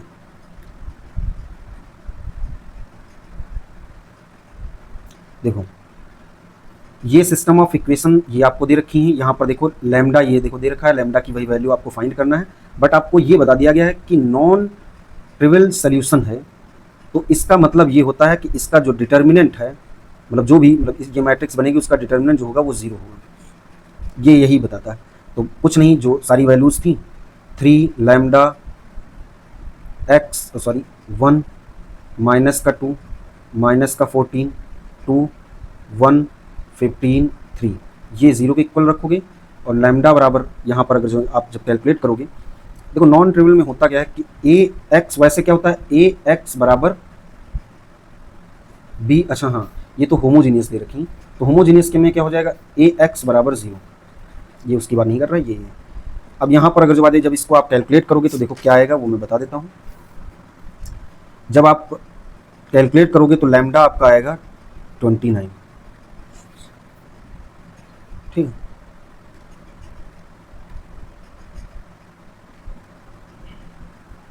अब यहाँ से हमें लगता है कि क्वेश्चन स्टार्ट हो गए उसके, बट मैं यहाँ पर, अच्छा हाँ एक बचा हुआ है, ये रूट्स वाले ये सारे जब मैथ्स का सेक्शन करेंगे तो उसी में करेंगे। मैट्रिक्स के जो क्वेश्चन हैं ये खाली देख लेते हैं बस। ए हमारा 2 क्रॉस 2 नॉन सिंगुलर दे रखा है, तो देखो जो नॉन सिंगुलर दे रखा है तो हमने बताया था आपको, नॉन सिंगुलर का मतलब हो गया इसका डिटर्मिनेंट जो है वो नॉट इक्वल टू 0 है, मतलब इसका जो रैंक है वो हमारा 2 ही रहेगा क्योंकि ऑर्डर 2 है। अब आपसे क्या पूछा गया है, एडजॉइंट, और एडजॉइंट का जो ये हमारा है ये हमारा किसके इक्वल होगा ये आपको बताना है। तो देखो ये किसके इक्वल होगा, ये बात देखो या तो आप चाहो तो कैलकुलेट करो या तो चाहो आप एग्जाम्पल से भी कर सकते हो। वैसे तो इसका सिंपल सा फार्मूला होता है, उस फार्मूले से आपको ध्यान रखना है और आपका हो जाएगा, बट अगर नहीं यहाँ याद आया तो आप एग्जाम्पल से भी कर सकते हो। अगर जो ए अगर जो बाद में हमारा नॉन सिंगुलर ये इस तरह से दे रखा है, नॉन सिंगुलर ऑर्डर हमारा n क्रॉस n दे रखा है, तो एडजॉइंट ए ये अगर जो बाद में है तो ये होता है a n माइनस का 2 और मल्टीप्लाई में a, चूँकि यहाँ पर n बराबर 2 दे रखा है तो यहाँ पर अगर जो बाद में आप जैसे ही रखोगे तो ये हमारा 1 हो जाएगा और ये हमारा बचेगा a, तो यहाँ पर हमारा फाइनल आंसर आएगा ये हमारा a के इक्वल होता है, मतलब ये वैल्यू a के इक्वल होती है। अब अगर जो बाद में हम एक एग्जांपल ले लें 2 0 1 2, चूँकि नॉन सिंगुलर है, अब ये चेक भी कर सकते हो। अगर देखो नॉन सिंगुलर इसलिए चेक किया जाता है, अगर नॉन सिंगुलर हो जाए मतलब है तब तो इन्वर्स एग्जिस्ट करेगा, अदरवाइज एग्जिस्ट ही नहीं करेगा। तो अब अगर जो बात है इसका इन्वर्स अगर जो आप निकालो तो इसका इन्वर्स अगर जो बात है हम सॉरी और ये वैल्यू आई है 3 के इक्वल, तो ये 3 हो गया, ये हमारा हो गया। अगर जो हम इसका अब इसका एडजॉइंट मतलब ए इसका ये अगर जो बात हमें फाइंड करना है तो ये कैसे किया जाता है इसका जरा हम बता देते हैं आपको। कोफैक्टर आपको निकालने पड़ेंगे A11 A12 A21 A22 और उसका फिर ट्रांसपोज लेना है। तो यहाँ पर अगर जो बाद में हम लोग देखें तो ये हमारा कुछ हो जाएगा 2 और ये 2 ही रहेगा, ये 1 और ये हमारा 0 हो जाएगा। कैसे हमने किया तो देखो A11 क्या होगा मतलब ये वाला और ये पूरा आप अगर जो इसको फर्स्ट रो और फर्स्ट कॉलम ये जब आप इस तरह से बंद करेंगे तो ये हमारा 2 होगा और ये होता क्या है प्लस माइनस माइनस प्लस, तो यहाँ पर तो ये प्लस होगा। A12 अगर जो आपको कैलकुलेट करना है तो मतलब रो ये रो और सेकेंड कॉलम तो ये हमारा माइनस का 1 होगा। अच्छा फिर देन देखो देन हमारा ये A21 अगर जो बाद में देखें तो मतलब सेकेंड रो और फर्स्ट कॉलम तो ये हमारा 0 हो जाएगा, माइनस का 0 तो मतलब वही 0 हो जाएगा। A22 अगर जो बाद में आप देखो मतलब सेकेंड रो ये तो ये भी हमारा 2 प्लस में ही रहेगा, तो यहाँ पर जो हमारा आएगा तो वो हमारा ये आएगा। फिर इसका आपको ट्रांसपोज लेना था, ट्रांसपोज जब लोगे तब जो वैल्यू आएगी वो देख लो, वो हमारी वैल्यू आ जाएगी 2 ये सेम रहेगा, ये -1 ये 0। तो यहाँ पर अगर जो बाद में हम लोग देखें तो A इनवर्स हमारा आ जाएगा 1/3 2 माइनस का 1 0 और ये हमारा 2। अच्छा अब क्या बोल रहा है ये आपने कैलकुलेट कर लिया, हालांकि ये हमारा आया, बट यहाँ पर अगर जो है एडजॉइंट अगर सिर्फ आपको पता करना था तो एडजॉइंट ए जो है हमारा देखो क्या आया है वो हमारा आया है 2 0 माइनस का 1 2। अब इस ये जो है ये आया है जिसको हम मान लेते हैं बी, अब इसका भी बोल रहा है मतलब इसका एडजॉइंट, तो इसका एडजॉइंट अगर निकालना है तो क्या करोगे तो फिर वही चीज़, ये तो वही रहेगा, ये हमारा इसी तरह से आ जाएगा और अगर जो आपको याद हो तो यही हमारा ए था, तो यही हमारा आंसर फाइनल हो जाएगा।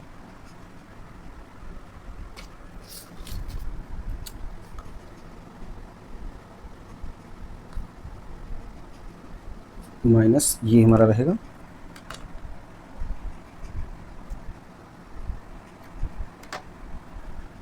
तो ऐसे भी मतलब अगर फार्मूला आप भूल गए हो तो मैट्रिक्स में तो सबसे बेस्ट यही है अगर जो बाद में आप उसका एग्जांपल अगर ले पाते हैं तो आप देखोगे कि आपकी चीज़ें हो जाएंगी। देखो जो जो चीज़ें पता हैं वो पहले लिख लो। सिमेट्रिक मैट्रिक्स के लिए ये होना चाहिए। आर्थोगोनल अगर जो है तो अगर नहीं पता है तो ये हमारा होता है, ये हमारा आर्थोगोनल ए के लिए हो जाएगा।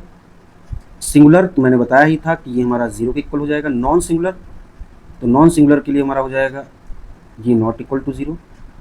ये हर्मिशियन मैट्रिक्स जो हमारी होती है ये देख लो, ये हमारा हो जाएगा ए, जैसे ये लिखा था जैसे ये लिखा है वैसे ही रहेगा, यहाँ पर थीटा लिख लेना और ये हमारा ए के इक्वल आ जाए। थीटा क्या है यहाँ पर, ये कॉन्जुगेट पर वर्क करता है। एक मिनट में आपको बता रहा हूँ।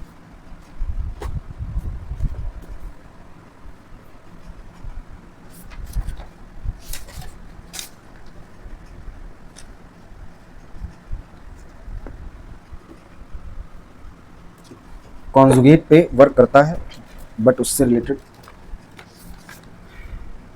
मैं आपको चीज़ें बता देता हूँ। कॉन्जुगेट लोगे फिर उसका ट्रांसपोज करोगे ऑफ ए, ये हमारा होता है। अब ये कैसे देखो जरा, ए अगर जो बाद में आपको दे रखा है 2 3 प्लस आई 3 माइनस आई और ये हमारा 5 दे रखा है, तो इसका अगर जो बाद में आप कॉन्जुगेट ले लो तो कॉन्जुगेट लोगे तो यही होगा 2 3 माइनस 1 3 प्लस 1 5। अब ये जब हो गया तो ये अगर जो बाद में आप देखो देन अच्छा ये कॉन्जुगेट, एक मिनट, ये हमको लग रहा है ए थीटा बराबर होता है ए का ट्रांसपोज और ये, हाँ ये सही है। ये तो हमने इसका कॉन्जुगेट लिया। अब यहाँ पर क्या करना है, इस कॉन्जुगेट का अगर जो हम ये कर लें तो ये हमारा जो आएगा वो हमारा ए ही आएगा। आप करके देखो, वही सेम वैल्यूज़ दे देगा। तो ये हमारा हो जाएगा ए थीटा। यहाँ पे बढ़ा भी लें,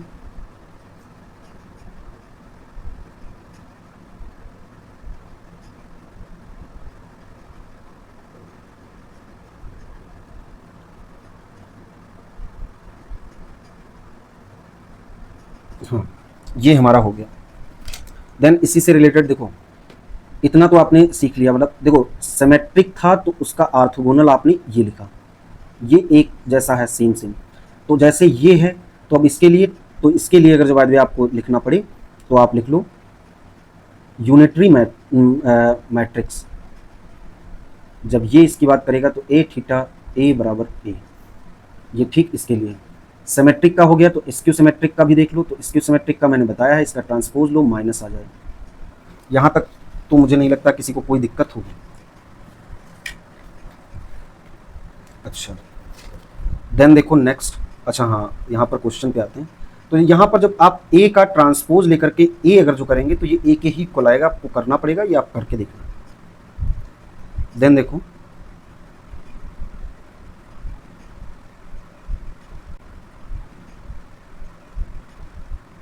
नेक्स्ट, देखो यहाँ पर क्वेश्चन क्या है। पहले तो जो आपको पता है, चूंकि अभी मैंने बताया ए ट्रांसपोज ए बराबर ए, आपको ये भी मैंने बताया था कि ए की पावर के बराबर अगर जीरो है तो यही उसका ऑर्डर ऑफ के होता है। आइडेम्पोटेंट मैट्रिक्स के बारे में अगर नहीं पता है तो ए का स्क्वायर हमारा ए होता है। ठीक, ये कुछ चीज़ें हैं। और इसमें बच्चा क्या है, हाँ इसमें बच्चा है हमारा, ये देखो इसमें बच्चा है हमारा ये। तो ये क्या होता है, ये जरा देख लो, ए की पावर सॉरी ए की पावर 2 अगर जो हो जाए, और ये अगर आइडेंटिटी मैट्रिक्स मतलब इसका पावर हो तो ये हो जाए, तो ये इसका हो जाए, तो ये सब इसी के समझ लो, नहीं पार्ट तो नहीं कहेंगे, तो ऑर्थोगोनल ये। अब यहाँ पर अगर जो बाद में ए का अगर आप स्क्वायर करोगे तो आप देखोगे कि ये हमारा आई के इक्वल आ जाएगा। तो यहाँ पर अगर जो इसका 125 का आंसर देखोगे तो ये हमारा यही रहेगा।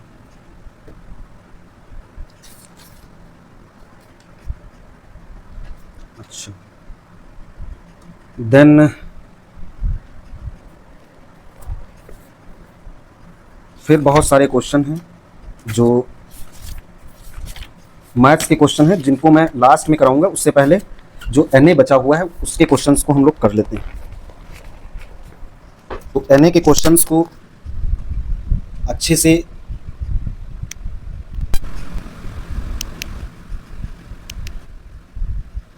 एनए के जितने भी क्वेश्चन हैं वो कर लेते हैं, जिससे हमारे स्टैटिस्टिक का पोर्शन कंप्लीट हो जाएगा। बाकी जो मैथ्स के क्वेश्चन बचेंगे वो मैं आपको आने वाले टाइम पर बताऊंगा। तो देखो यहाँ पर जितने भी क्वेश्चन ये तुमको दिखेंगे, ये सारे देखो मैथ्स के क्वेश्चन हैं, ये मैथ्स के ही क्वेश्चन रहेंगे। तो मैथ्स अभी नहीं, इसको बाद में आराम से कराएंगे। हाँ ये सारे बेसल और लाप्लास, ये सारे हाइपर ज्योमेट्रिक, ये सारा लास्ट में रहेगा, तो इसको लास्ट में ही करना, वो ज़्यादा बढ़िया भी रहेगा। अभी के लिए हम लोग पहले ये सब पढ़ लेते हैं।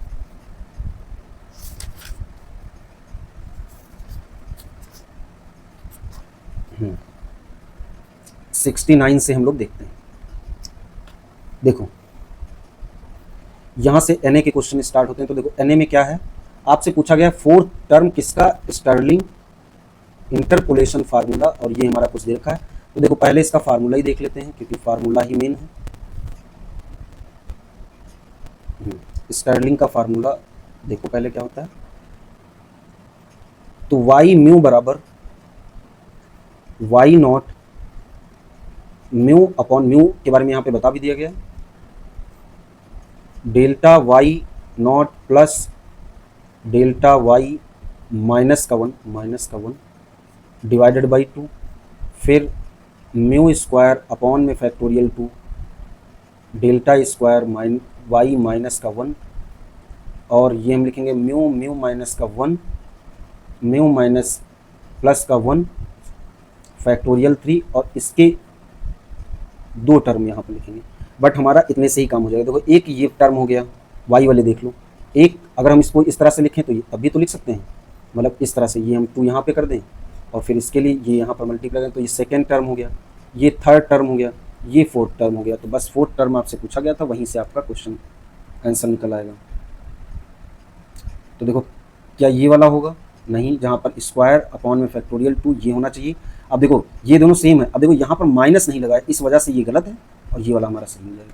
अच्छा, और स्टार्लिंग के बारे में थोड़ा समझ लो, 0 है, माइनस का 0.25 और ये हमारा 0.75, इसके बीच में स्टर्लिंग आता है और इसको हम यू से रिप्रेजेंट करेंगे। अब ये मत समझना कि ये वाला यू, ये मतलब आप कुछ भी इसको मान सकते हो, जैसे बाद में स्टर्लिंग को हम एस से चलो मान लेते हैं, एस से, तो ये हमारा हो गया एस, इसकी रेंज ये रहेगी और ये बेसल की रेंज रहेगी। तो ये बात आपको ध्यान रखनी है। अब स्टर्लिंग और बेसल में ये रिलेशन होता है, ये आपको ध्यान रखना है, 1/2, जिसको हम लिख सकते हैं पॉइंट, मतलब b माइनस का 0.5। अब इसको हम लोग क्रॉस चेक कर लेते हैं कि क्या ये जो बता रहा है वो सही है या नहीं। तो देखो स्टर्लिंग का ये है और ये हमारा बेसल का है, देखो, अच्छा हाँ सॉरी, ये हमारा बेसल का हो जाएगा और ये हमारा स्टर्लिंग का। बेसल का देखो 0.25 होता है और 0.75 होता है। जब देखो यहाँ पर लिखेंगे तो स्टर्लिंग में का क्या निकलेगा, तो ये देखो 0.25 माइनस का 0.5, तो यहाँ पर अगर आप देखोगे तो माइनस का 0.25 आ जाएगा, यहीं से मतलब आप निकाल सकते हो, और यहाँ पर अगर जो आप देखोगे तो 0.25 आ जाएगा। तो इसका मतलब ये वाला जो रिलेशन है, मतलब ये वाला जो मैंने रिलेशन लिखा है ये बिल्कुल सही है, और ये पूछा भी गया है, मे भी अभी आगे ही मिले, बट मैं बता रहा हूँ कि ये पूछा गया है, तो इसको आप थोड़ा ध्यान रखिएगा।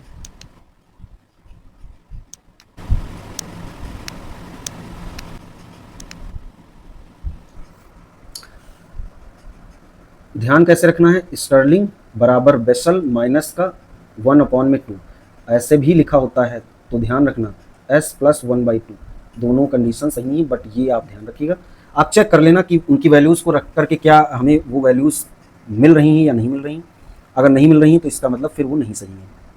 अच्छा, अगर जो बात हम, अच्छा इसमें अगर हम करके देखते तो माइनस का 0.25, ये समझ लो इसका दे रखा है, बेसल का अगर जो निकालना है, और ये हमारा 0.25 दे रखा है, तो ये हमारा हो जाएगा पॉइंट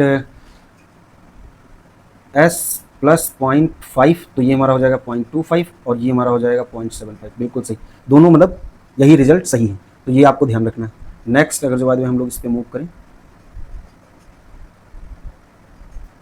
ये भी देखो, ये वाला क्वेश्चन, हालांकि मैं यहाँ पर बता दे रहा हूँ, ये वाला क्वेश्चन लिखा है कौन सा कॉन्वेक्स सेट नहीं है। तो पहले कौन सा कॉन्वेक्स सेट है, ये वाला है, ये भी है और ये भी है, कौन सा नहीं है ये मैं आने वाले टाइम पर बताऊंगा। तो ये वाला नहीं है, यही हमारा आंसर हो जाएगा, बट ये आप ध्यान रखिएगा। और यहाँ पर देखो ये भी एक डेफिनेशन, मतलब ये प्रॉपर्टी होती है कॉन्वेक्स सेट की, कि अगर जो इंटरसेक्शन ऑफ 2 कॉन्वेक्स सेट अगर है, यहाँ पर नॉट नहीं होता तब तो ये बात सही थी, अदरवाइज ये यहाँ पर चूंकि नॉट है तो ये गलत है। ये वाला तो every hyperplane is convex set, सही बात है। The set of all feasible solution of linear programming problem is convex, ये भी बात सही है, मतलब ये एलपीपी की बात कर रहा है, तो ये भी सही है। तो यहाँ पर अगर जो इसके अकॉर्डिंग अगर जो हम आंसर देखें, सॉरी चूँकि सेकेंड वाला नहीं है, तो यहाँ पर फर्स्ट रहेगा और थर्ड रहेगा, जहाँ भी हो ये हो गया। ये भी एलपीपी का ही क्वेश्चन है, मतलब ये मैथ्स का ही समझ लो क्वेश्चन है, तो इसको भी मैं आने वाले टाइम पर अच्छे से कराऊंगा, बट अभी के लिए ये, इसके लिए भी अगर जो बात आपको निकालना पड़े, कैलकुलेट करना पड़े, तो यहाँ पर इसका जो आंसर आरपीएससी ने माना है वो हमारा ये होगा। लिखा है देयर आर n वर्कर्स हैं, m जॉब है, तो n लेस m ये आपको दे दिया गया। मैक्सिमम नंबर ऑफ सोल्यूशन में भी वो फैक्टोरियल n, और फैक्टोरियल n क्या है, वर्कर। ये ध्यान रखना, वर्कर जो है वो फैक्टोरियल n है। वहाँ पे पता लगे कि यही सेम क्वेश्चन आ गया, फिर भी आप गलत करके आ गए। हालांकि मैंने जहाँ पे पढ़ा है वहाँ पर फैक्टोरियल m होना चाहिए, बट पता नहीं क्यों इन्होंने ये माना है, तो मे भी हो सकता सही हो, बट एक बार आप चेक जरूर कर लेना। अच्छा, नेक्स्ट क्वेश्चन जो मतलब है हमारा, वो जरा देखो।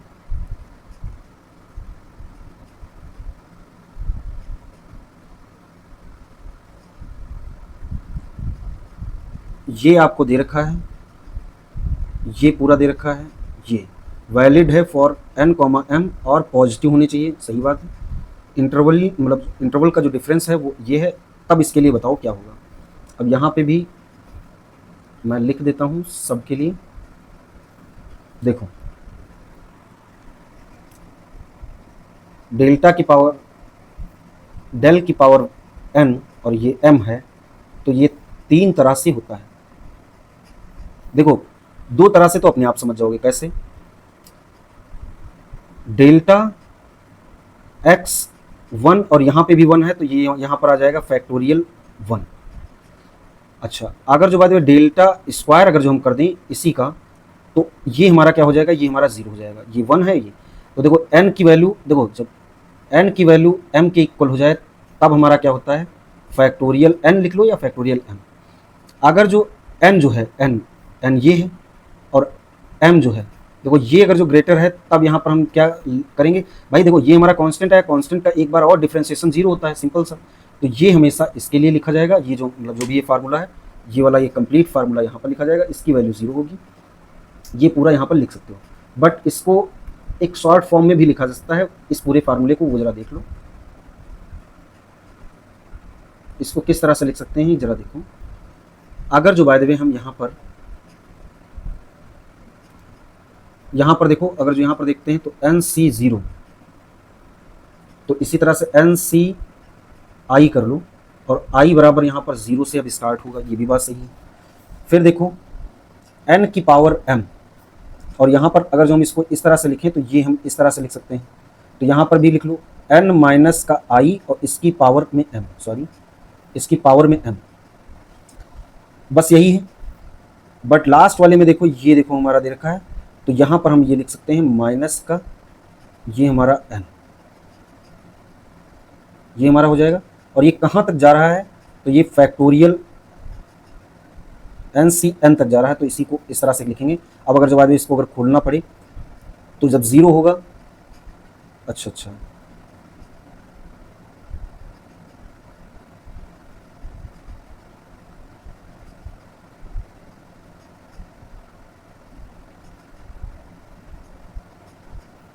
यहाँ पे कुछ अभी संशोधन है, वो मैं अभी करता हूँ। NC0 N0 इसकी पावर m, यहाँ पर ये होना चाहिए, तो यहाँ पर हमें लगता है कि ये होगा माइनस का 1 और ये हमारा होगा I, तब सही है। अब देखो, जब 0 होगा तब तो यहाँ पर प्लस, जब माइनस होगा मतलब 1 होगा तो ये हमारा आ जाएगा NC0 और ये n माइनस का 1 और इसकी पावर m। फिर जब 2 होगा तो स्क्वायर हो जाएगा, तो NC2 n माइनस का 2 इसकी पावर m। इसी तरह से हम लिखते जाएंगे NCN और ये हमारा हो जाएगा n माइनस का n और इसकी पावर m, ये हमारा 0 के इक्वल हो जाएगा, ये टर्म ही हमारा 0 हो जाएगा। तो इस टर्म को नहीं लिखेंगे इसमें, हालांकि इन्होंने गलत लिखा है, इसमें यहाँ पर ये टर्म ना हो करके होना चाहिए था n माइनस का 1, n माइनस का 1 और यहाँ पर भी माइनस का 1, तब यहाँ पर अगर जो हम लोग देखेंगे तो हमारा यही आंसर आएगा। और ये बहुत काम आता है, ये रिजल्ट याद भी रखना पड़ेगा। देखो, अभी मैंने बताया है कि सपोज किसी की पावर 2 है और इसकी भी पावर 2 है, तो यहाँ पर ये हमारा होगा 1।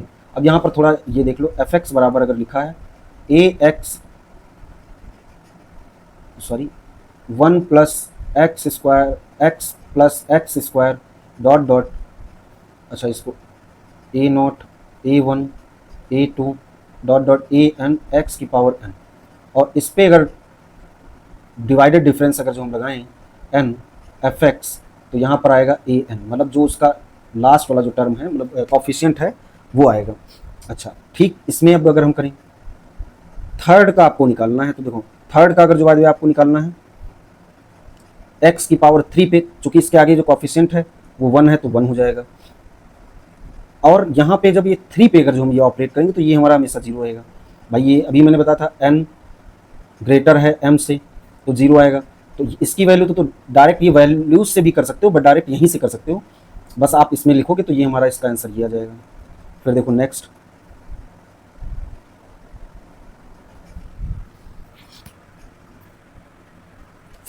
देखो यहाँ पे क्वेश्चन क्या है, देखो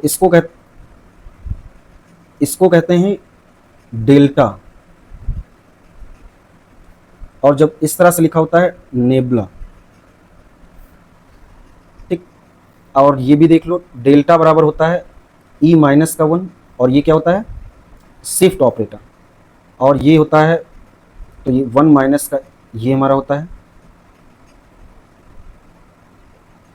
ये देख लो डेल्टा बराबर हमारा होता है, इसको हम बोलते हैं सेंट्रल डिफरेंस, तो ये हमारा होता है ई, और ये हमारा हो जाएगा 1/2, और ये हमारा हो जाएगा 1/2, ये म्यू, तो ये एवरेज का होता है, तो सिंपल सी बात है एवरेज का है तो ये हमारा हो जाएगा प्लस लगेगा डिवाइडेड 2। अब यहाँ पर चूंकि आपसे पूछा गया है कि डेल्टा और ये, तो जो अभी जितने भी फार्मूले लिखे थे वो सब लिखो और उससे सारा मैच करो, तो देखोगे ये हमारा इसके इक्वल, इसके इक्वल और इसके भी इक्वल है। बट यहाँ पर देखो क्वेश्चन क्या कह रहा है कि कौन सा सही नहीं है, तो ये वाला सही नहीं है, बाकी सब सेम मतलब इक्वल होंगे। नेक्स्ट देखो लिखा है, पहली बात तो सिम्पसन 1/3 रूल है, तो 1/3 रूल n बराबर 2 पे ऑपरेट होता है, मतलब इवन वैल्यूज पे ऑपरेट होता है, मतलब जैसे 2, 4, 6, 8 डॉट डॉट। अच्छा अगर जिसका अगर फार्मूला लिखना हो तो y1, y0, y1, y2, मतलब यहाँ n बराबर 2, मतलब यहाँ 3 तक जाएंगे, मतलब 3 लेंगे। इसी तरह से y2, y3, y4, सपोज इसी तरह से ये चलता जाएगा, ये हमारा yn माइनस का 2, yn माइनस का 1, yn, ये इस तरह से होगा। तो इसका जो फार्मूला है वो फार्मूला किस तरह से लिखा जाएगा, a से b fx dx अगर लिखा है तो h/3 होगा। देखो होता क्या है 4, और ये वाली वैल्यूज़ जो हैं, ये वाली वैल्यूज़ इनका आप सम करते चलो, मतलब 2 टाइम्स करते चले जाओ। ये फर्स्ट और लास्ट वाली जो है इसको एक साथ लिख लो, तो y0 प्लस yn ये एक साथ लिख लिया, प्लस में 4 टाइम्स जितने भी इसके बीच के हैं, तो y1 plus y3 dot dot करोगे तो ये yn माइनस का 1 हो जाएगा, और 2 टाइम्स अगर देखोगे तो y2 plus y4 dot dot yn minus का 1, ये हमारा हो गया। अच्छा नेक्स्ट अगर जो बात है ट्रेपेजॉइडल का अगर जो बात है आपको देखना हो तो इसमें क्या होता है n बराबर 1 होता है, तो y0 y1, इसी तरह से y1 y2 y2 y3 y3 y4 dot dot yn minus का 1 yn। तो इसका भी अगर बाय फार्मूला अगर जो लिखना हो तो ये हम लिख सकते हैं h/2 फर्स्ट, और ये वाला तो पहले ही लिख लो y0 प्लस y1 yn, फिर प्लस टाइम, देखो ये सब 2 टाइम्स हैं, सारी वैल्यूज 2 टाइम्स हैं, तो प्लस का y1 plus y2 dot dot yn minus का 1, ये हमारा इसका हो गया। देन देखो सिम्पसन 3/8 रूल क्या कहता है, तो इसमें n बराबर होता है 3, इसको क्या, हाँ देखो n बराबर 1 अगर है तो मतलब कोई भी वैल्यू हो, मतलब इंटरवल में डिवाइड हो सबके लिए, मतलब ऑड इवन कुछ भी हो सबके लिए हो जाएगा। बट ट्रेपेजॉइडल सिम्पसन 1/3 तो ये हमेशा इवन के लिए होता है। n बराबर 3 तो ये मल्टीपल ऑफ 3, मतलब 3 का मल्टीपल, तो 3 का मल्टीपल 3, 6, 9, 8 सॉरी 12, इस तरह से। तो मतलब ये हो गया कि अगर n बराबर, अगर सपोज अगर जो 4 दे रखा है और आपसे बोल दिया जाए कि आप फाइंड करो सिम्पसन 1/3, तो इसका मतलब 4 अगर दे रखा है तब यहाँ पर आप फाइंड कर लोगे क्योंकि इवन के लिए होता है। अगर n बराबर अगर 5 दे रखा है तब क्या करोगे, तब कौन सा लगेगा, तब ध्यान रखना, देखो इसमें भी ये तो होगा ही नहीं, ये भी नहीं होगा, तब सिर्फ बचेगा और वो तुम्हारा रहेगा ट्रेपेजॉइडल रूल। n बराबर अगर बाय द वे 6 अगर जो हम ले लें तो 6 में अगर देखोगे तो देखो 6 ट्रेपेजॉइडल भी लग जाएगा, सिम्पसन 1/3 भी लग जाएगा, और 3/8 भी लग जाएगा, और विडल भी लग जाएगा, क्योंकि n बराबर यहाँ पर 6 होता है, n बराबर यहाँ पर 3 होता है, n बराबर यहाँ पर 2 होता है, n बराबर यहाँ पर 1 होता है। मतलब इसके लिए देखो 1 हो 2 हो डॉट डॉट 6 इसमें भी आ जाएगा। ये देखो 2 दूनी 4 दूनी 8, अच्छा 2 दूनी 4 4 दूनी 6, मतलब ये भी है 8 भी होगा ये हमारा। और इसमें देखो 3 6 देखो यहाँ पर भी आ गया, और यहाँ तो 6 से स्टार्ट ही हो रहा है, 6 फिर जो भी 12 ये सारा चलता रहेगा। तो ये तो हमारा हो गया। अब अच्छा इसके लिए हम लिख रहे थे 3/8 के लिए, तो n बराबर 3 होता है, तो इसमें क्या लेंगे y1 y0 y1 y2 y3। तो यहाँ पर क्या होता है, ये दोनों हमारे 3 हो जाते हैं। अब इसी तरह से y3 y1 sorry y4 y5 y6, इसी तरह से लास्ट के भी लिखोगे। तो इसका भी अगर जो बात है हमें फार्मूला लिखना पड़े 3/8 h हो जाएगा, और ये हमारा देखो फर्स्ट, और जो इसमें भी लास्ट होगा तो y0 प्लस y1 ये साथ लिख लो, प्लस 3 टाइम्स, तो ये जितने भी हैं ये y1 plus y2 y4 plus y5 ये सारा सब सेम इसमें आ जाएगा, प्लस 2 टाइम्स कौन कौन y3 प्लस y6 प्लस इसी तरह से 6 के बाद में y9, ये इसी तरह से चलता रहेगा। अच्छा इस वेडल भी देखते हैं, n बराबर 6, तो y0 y1 y2 y3 y4 y5 y6 y6 y7 y8 y9 y10 y11 y12, इसी तरह से ये भी चलता जाएगा। तो अगर इसका अगर जवाब लिखना है तो इसमें चीज़ें खैर याद नहीं है लास्ट का, ये तो उसी तरह से लिखेंगे। और ये हमारा होता है हमें लगता है 3/10 h, और ये हमारा हो जाएगा y0 प्लस yn, ये तो पूरा इसी तरह से रहेगा। फिर हम मुझे लगता है एक के बाद ये छोड़ करके, हाँ सही है 5, फिर इसको छोड़ करके ये 6, फिर इसको छोड़ करके, अच्छा ये नहीं शायद ऐसे है 5, फिर यहाँ पर 6, फिर यहाँ पर 5, हाँ ये सही है। तो यहाँ पर अगर 5 वाले अगर लिखोगे तो देखो 5 वाले जितने भी तो y1 प्लस y7 इसी तरह से, अच्छा y5 y11 ये इसी तरह से लिख लोगे। 6 वाले अगर जितने भी तो y2 प्लस, अच्छा y2 y3 प्लस y9 ये इसी तरह से इसको भी लिख लोगे, प्लस का 2 टाइम्स, क्योंकि ये देखो ये इस तरह से ये मिलेंगे। तो ये हमारा हो जाएगा y6 प्लस y12 प्लस का, अब जो बच्चे हैं तो बच्चे कौन से हैं, ये वाले बच्चे हैं और देखो ये वाले बच्चे हैं, तो इनको क्या बस एक साथ में लिख लो y2 plus y4 plus y8 plus y10, और इसी तरह से ये इसका भी फार्मूला हो जाएगा। देखो ये जितने भी फार्मूले लिखे हैं इनको एक बार क्रॉस चेक कर लेना, अगर कहीं पर गलती होती है तो उसको सही कर लेना। ये आप पर मैं छोड़ देता हूँ। अब आगे इसमें देखो क्वेश्चन हम पढ़ते हैं, क्वेश्चन से आंसर देते हैं, क्योंकि अब तुम सारा हमने बता दिया है। 1/3 है तो n बराबर 2 होता है इसमें, मतलब इवन वाले जितने भी हैं पहले ही लिखा है इवन, नंबर ऑफ सब इंटरवल ऑफ इक्वल विथ, ये बात सही। देखो होता कैसे है y0 y1 y3 sorry y2, इसी तरह से x0 x1 x2, तो ये इसकी बात कर रहा है, ये इंटरवल, एक इंटरवल दो इंटरवल हो जाएंगे और 3 पॉइंट्स हो जाएंगे। हाँ ये थोड़ा देख लो, n जब मैं बोलता हूँ तो n बराबर 2, इसका मतलब मैं बोल रहा हूँ कि ये हमारे सब इंटरवल हैं, और पॉइंट्स कितने हैं, पॉइंट्स, तो पॉइंट्स हमेशा एक ज़्यादा रहता है तो वो 3 हो जाएगा। ऑड वाला तो कुछ होता ही नहीं है। एनी नंबर अगर जो में लिखा है तो आंख बंद करके ट्रेपेजॉइडल पे टिक करना,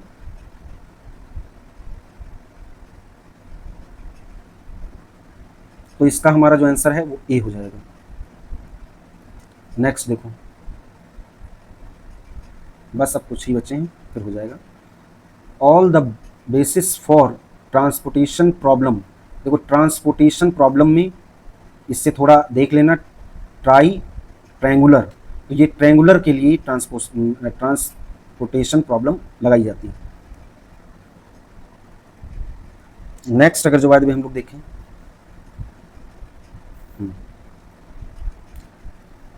देखो पहले तो ये देख लो n, अगर जो एफ एक्स जो वही हमने लिखा था a naught plus a one plus मतलब एक्स वन और ये डॉट डॉट करके ए एन एक्स की पावर n, तो ये हमारा होता है कांस्टेंट। इस की पावर प्लस वन अगर जो हम कर दें एफ एक्स में, तो ये जब कांस्टेंट आ गया फिर इसको डिफ्रेंशिएट करेंगे 0 आ जाएगा। अब देखो यहाँ पर क्वेश्चन क्या कह रहा है, यहाँ पे देखो ये हमें कांस्टेंट मिल गया, इस पे 2 पे कांस्टेंट, 3fx पे ये हमें क्या मिल गया 0। तो इसका मतलब इसका जो ऑर्डर क्या होगा, मतलब तो वो अगर जो बाद में आपको चेक करना है, तो पहली बात तो ये हमारा रहेगा जहाँ जहाँ 2 वाले हैं, तो पहली बात तो 2 वाले हर जगह हैं। अच्छा, अगर जो वाले 3 वाले होते तब के लिए मैंने बताया। अब यहाँ पर आपको चेक करना है, 0 रखने पर 3 आ जाना चाहिए। रीज़न बता देते हैं। देखो रीज़न ये है कि ये जो है हमारा एफ एक्स है, तो सिंपल सी बात, जब x की वैल्यू इसमें किसी में रखें तो देखो जब 0 रखोगे तो लास्ट के फैक्टर देख लो, क्योंकि वो तो सारे 0 हो जाएंगे। देखो ये तो सिर्फ यहाँ पर ये रहेगा, यही आपका आंसर हो जाएगा। चेक कर लेते हैं एक बार।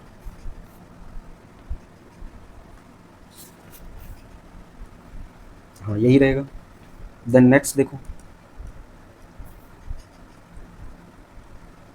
हाँ सेम यहाँ पे ये हमारा x होता है, ये हमारा y होता है, y को ही हम एफ एक्स लिखते हैं।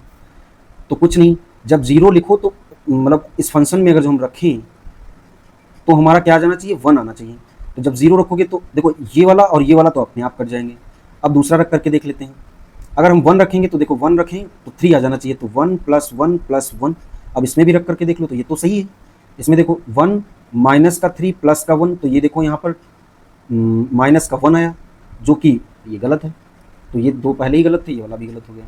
अब लास्ट 2020 का क्वेश्चन, 2020 सेट ए या फर्स्ट जो भी, क्योंकि ये सेट ऐसा नहीं कि मैं जो आरपीएससी ने दिया है उसके हिसाब से, ये मैं अपनी पीडीएफ के हिसाब से बता रहा हूँ।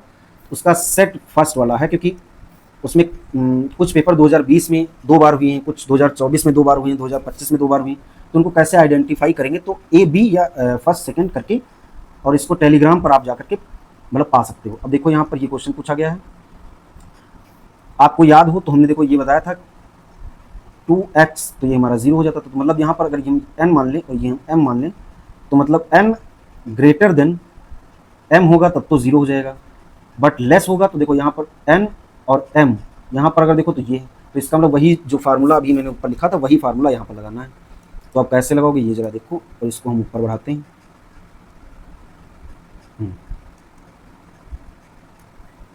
देखो हम लोगों ने ये पढ़ा i बराबर 0 से n 1, और ये हमारा i हो जाएगा n c i, और ये n माइनस का i। अब यहाँ पर n की वैल्यू देख लो, तो n की वैल्यू 2 है, m की वैल्यू 3 है। बस अब इसी फार्मूले में अगर हम रखें तो देखोगे कि हमारा आंसर आ जाएगा। कैसे, वो देखो जरा। चूँकि अब यहाँ पर क्या होगा, ये हमारा हो जाएगा 2, यहाँ पे भी हमारा 2 हो जाएगा। अच्छा, इसकी पावर m भी है, और यहाँ पे भी हमारा 2 हो जाएगा। अब बस वैल्यूज़ रख लो। तो जब i बराबर 0 जब हम रखेंगे तो ये सिंपल सा वो हो जाएगा। तो ये हमारा हो जाएगा 2c0, और ये हमारा हो जाएगा 2 माइनस का 0, और ये हमारा हो जाएगा 3। अच्छा, इसकी भी वैल्यू 3। फिर देखो माइनस आएगा 2c1, और ये देखो 2 माइनस का 1, और इसकी पावर 3 है। इसी तरह से 2c2, और 2 में से 2 गया और इसकी पावर 3 दे रखा है। तो यहाँ पर ये तो 0 हो जाएगा, इसको लिखने की ज़रूरत नहीं। यहाँ पर देखें 2 की पावर 3 दे रखा है, यहाँ पर देखो तो ये हमारा 2 होगा, और ये इससे जाएगा कोई मतलब नहीं। तो ये हमारा 8 माइनस का 2, ये हमारा 6 आ जाएगा। देखिए क्या यही आएगा, यही हमारा आंसर आ गया। तो इसका मतलब वो जो मैंने समीशन वाला फार्मूला बनाया है वो सही भी है। ये इसका फाइनल आंसर हो गया। तो ये यहाँ तक देखो हमारा पूरा कंप्लीट हो गया। अब बस लास्ट थोड़ी सी रिक्वेस्ट है, वो आप लोगों से करनी है। देखो सिंपल सी बात है, मेहनत तो किया है और आप लोगों ने भी मेहनत किया है, तब आप यहाँ तक पढ़ें। तो सिंपल सी बात है, आप एटलीस्ट अपने 3 दोस्तों तक जरूर शेयर कर दो, क्योंकि स्टैटिस्टिक के बहुत ज़्यादा स्टूडेंट्स नहीं हैं, तो कुछ वही हमारा भी फ़ायदा हो जाना चाहिए। और दूसरी बात, अगर बाद में आपने ही फॉलो नहीं किया तो आप फॉलो कर लो। टेलीग्राम, इंस्टाग्राम, फेसबुक, जो भी आप चलाते हैं, यूट्यूब, जहाँ पे भी आप देख रहे हैं वहाँ पे आपको बस ISS एग्ज़ाम लिखना है, आपको मेरा चैनल मिल जाएगा, उसको फॉलो करके रखिएगा। और बेल आइकन भी यूट्यूब पे दबा के रखिएगा, जिससे कि जो भी नोटिफिकेशन आए तो तुरंत आप तक मिल जाए। टेलीग्राम बहुत ज़रूरी है, क्योंकि कोई भी जो इम्पॉर्टेंट इन्फॉर्मेशन या जॉब से रिलेटेड कोई बात होती है वो मैं वहीं पर शेयर करता हूँ। PDF जितनी है वो सारी वहीं पर है। अच्छा, तो ये तो हो गई आपके काम की बात। अब नेक्स्ट टॉपिक आपको बताना है कौन सा होना चाहिए, और आपको ये भी कमेंट करना है कि ये जो आपने पूरा पढ़ा है लेक्चर, ये आपको कैसा लगा है, क्योंकि ये फीडबैक हमारे लिए बहुत इंपॉर्टेंट है। कमेंट करोगे तो हमें अच्छा लगेगा, और दोस्तों तक शेयर करना बहुत ज़रूरी है। नेक्स्ट टॉपिक आप बता के जाइएगा कि कौन सा नेक्स्ट टॉपिक आपको चाहिए, या नेक्स्ट कौन से ईयर का आपको PYQ चाहिए। और आप ये भी आप बता सकते हो, अगर जो आपके पास कुछ नहीं बताने को है तो आप ये भी बता सकते हो कि आप किस एग्ज़ाम की तैयारी कर रहे हो, गेट, ISS या अदर कोई एग्ज़ाम, RBI, जो भी कोई भी एग्ज़ाम, तो आप फॉलो कर सकते हैं। अगर कोई ISS एग्ज़ाम से रिलेटेड कोई स्टूडेंट है, ISS एग्ज़ाम या RBI या गेट या कोई अदर भी एग्ज़ाम, तो उससे रिलेटेड मैंने जो बैच स्टार्ट किया है, तो बैच बहुत कम फीस है, 25,000 फीस मैंने रखी है इसकी, जिसमें मैं ISS का पूरा कंप्लीट सिलेबस बताऊंगा और इसकी पूरे की गाइडेंस प्रोवाइड करूंगा। ये अगर जो बाद में एक बार में अगर पेमेंट करोगे तो आपको 10% का ऑफ होगा। अगर जो बाद में फर्स्ट 5 अगर स्टूडेंट्स अगर जो बाद में आते हैं पहले, तो उनको जो पेमेंट है वो सिर्फ 2200 रुपये ही करनी पड़ेगी, लेकिन एक साथ में 22,000 मतलब एक साथ में करनी पड़ेगी। अब अदरवाइज़ ये भी अगर बाद में हम मान लेते हैं कि भाई बहुत सारे स्टूडेंट्स ऐसे होंगे जो एक साथ पेमेंट नहीं कर सकते हैं, तो उसके लिए आपको 10,000 एक बार में देना है, फिर मतलब फर्स्ट मंथ में, फिर सेकेंड मंथ में 10,000, और लास्ट मतलब थर्ड मंथ में आपको 5,000 रुपये देने हैं। अगर जो बाद में किसी को स्टैटिस्टिक में ये ज़रूरी नहीं है, अगर जो बाद में किसी को लगता है कि नहीं मैंने पढ़ रखा है, बस मुझे किसी टॉपिक में प्रॉब्लम है, अगर देखो टॉपिक में प्रॉब्लम है, टॉपिक का मतलब यहाँ पर ये है जैसे मल्टीवेरिएट, सैम्पलिंग, इकोनोमेट्रिक्स या कोई जितने भी बड़े टॉपिक, अगर वो आपको पढ़ने हैं तो आपको बस 5,000 रुपये पेमेंट करने हैं, सिंगल पेमेंट। एक पेपर का आपको इतना पड़ेगा। अगर जो बाद में पेपर मतलब टॉपिक, एक टॉपिक का आपको इतना पड़ेगा। बट अगर जो बाद में कोई पेपर, अगर जो बाद में सपोज, क्योंकि ISS में 4 पेपर होते हैं, 1 2 3 4, अगर 4 पेपर में कोई सपोज मान किसी का अगर फर्स्ट पेपर ही खराब है, तो उसको एक साथ में 7,000 रुपये पेमेंट करने पड़ेंगे और उसका हो जाएगा। अगर किसी को अगर इंग्लिश और GS के लिए अलग से अगर क्लास लेनी है, हालांकि ये मैं नहीं पढ़ाऊंगा, अगर ये रुपए आप दोगे तो मैं किसी अदर टीचर को ढूंढ लूँगा। और आप ज़रा फीडबैक देना कि हाँ ये जो बताया है, पढ़ाया है, ये कैसा लगा है। और हाँ, नेक्स्ट बताइए कि 2025 का जो है SO का जो एग्रीकल्चर डिपार्टमेंट से हुआ था एग्ज़ाम 13/10/2025, या SO का जो 2025 में ही हुआ था, ये इकोनॉमिक्स एंड स्टैटिस्टिक डिपार्टमेंट था, इसका 12 तारीख को हुआ था 10/2025। तो ये ज़रा आप बताइएगा। और हाँ, ये भी बताइएगा कि मैथ्स आपको मुझे मतलब मैं पढ़ाऊँ या आप अपने आप पढ़ लोगे, अगर पढ़ लो तो ठीक, अदरवाइज़ वैसे मैं उसमें बता सकता हूँ, क्योंकि बेसल फंक्शन, लाप्लास, ये सारी चीज़ें बहुत कॉम्प्लिकेटेड हैं। अगर ऐसे क्वेश्चन आएंगे तो बहुत दिक्कत होगी। हालांकि 2020 में ऐसे क्वेश्चन आते थे, अब ये नहीं कह सकते। देखो 2025 में तो ऐसा कभी मतलब ऐसा क्वेश्चन ही नहीं आया, बस मैथ्स के क्वेश्चन आए हैं, वो भी 5 या 4 आए हैं, वो भी आप सिंपल से फार्मूले होते हैं उन पर आप रखोगे, आ जाएगा आंसर। उसके लिए आप कंपलसरी नहीं, बट चूँकि सिलेबस इसका डिफाइन है, तो सिलेबस जब डिफाइन है तो उसमें ये बोला गया है बेसल, डिफरेंशियल इक्वेशन, ये सारी चीज़, तो उसके लिए आपको पढ़ना पड़ेगा, क्योंकि ये बेसल, लाप्लास और इनसे जो क्वेश्चन हैं, इनसे मतलब इनके जो फार्मूले हैं, इन्हीं से हर बार क्वेश्चन आता है, कुछ नहीं चेंज होता है। तो ये आपको कमेंट करना है और हमें ज़रा बताइए कि इसमें से क्या आपको पढ़ना है। ठीक है, उम्मीद करते हैं कि आपको ये सारी चीज़ें समझ में आई होंगी।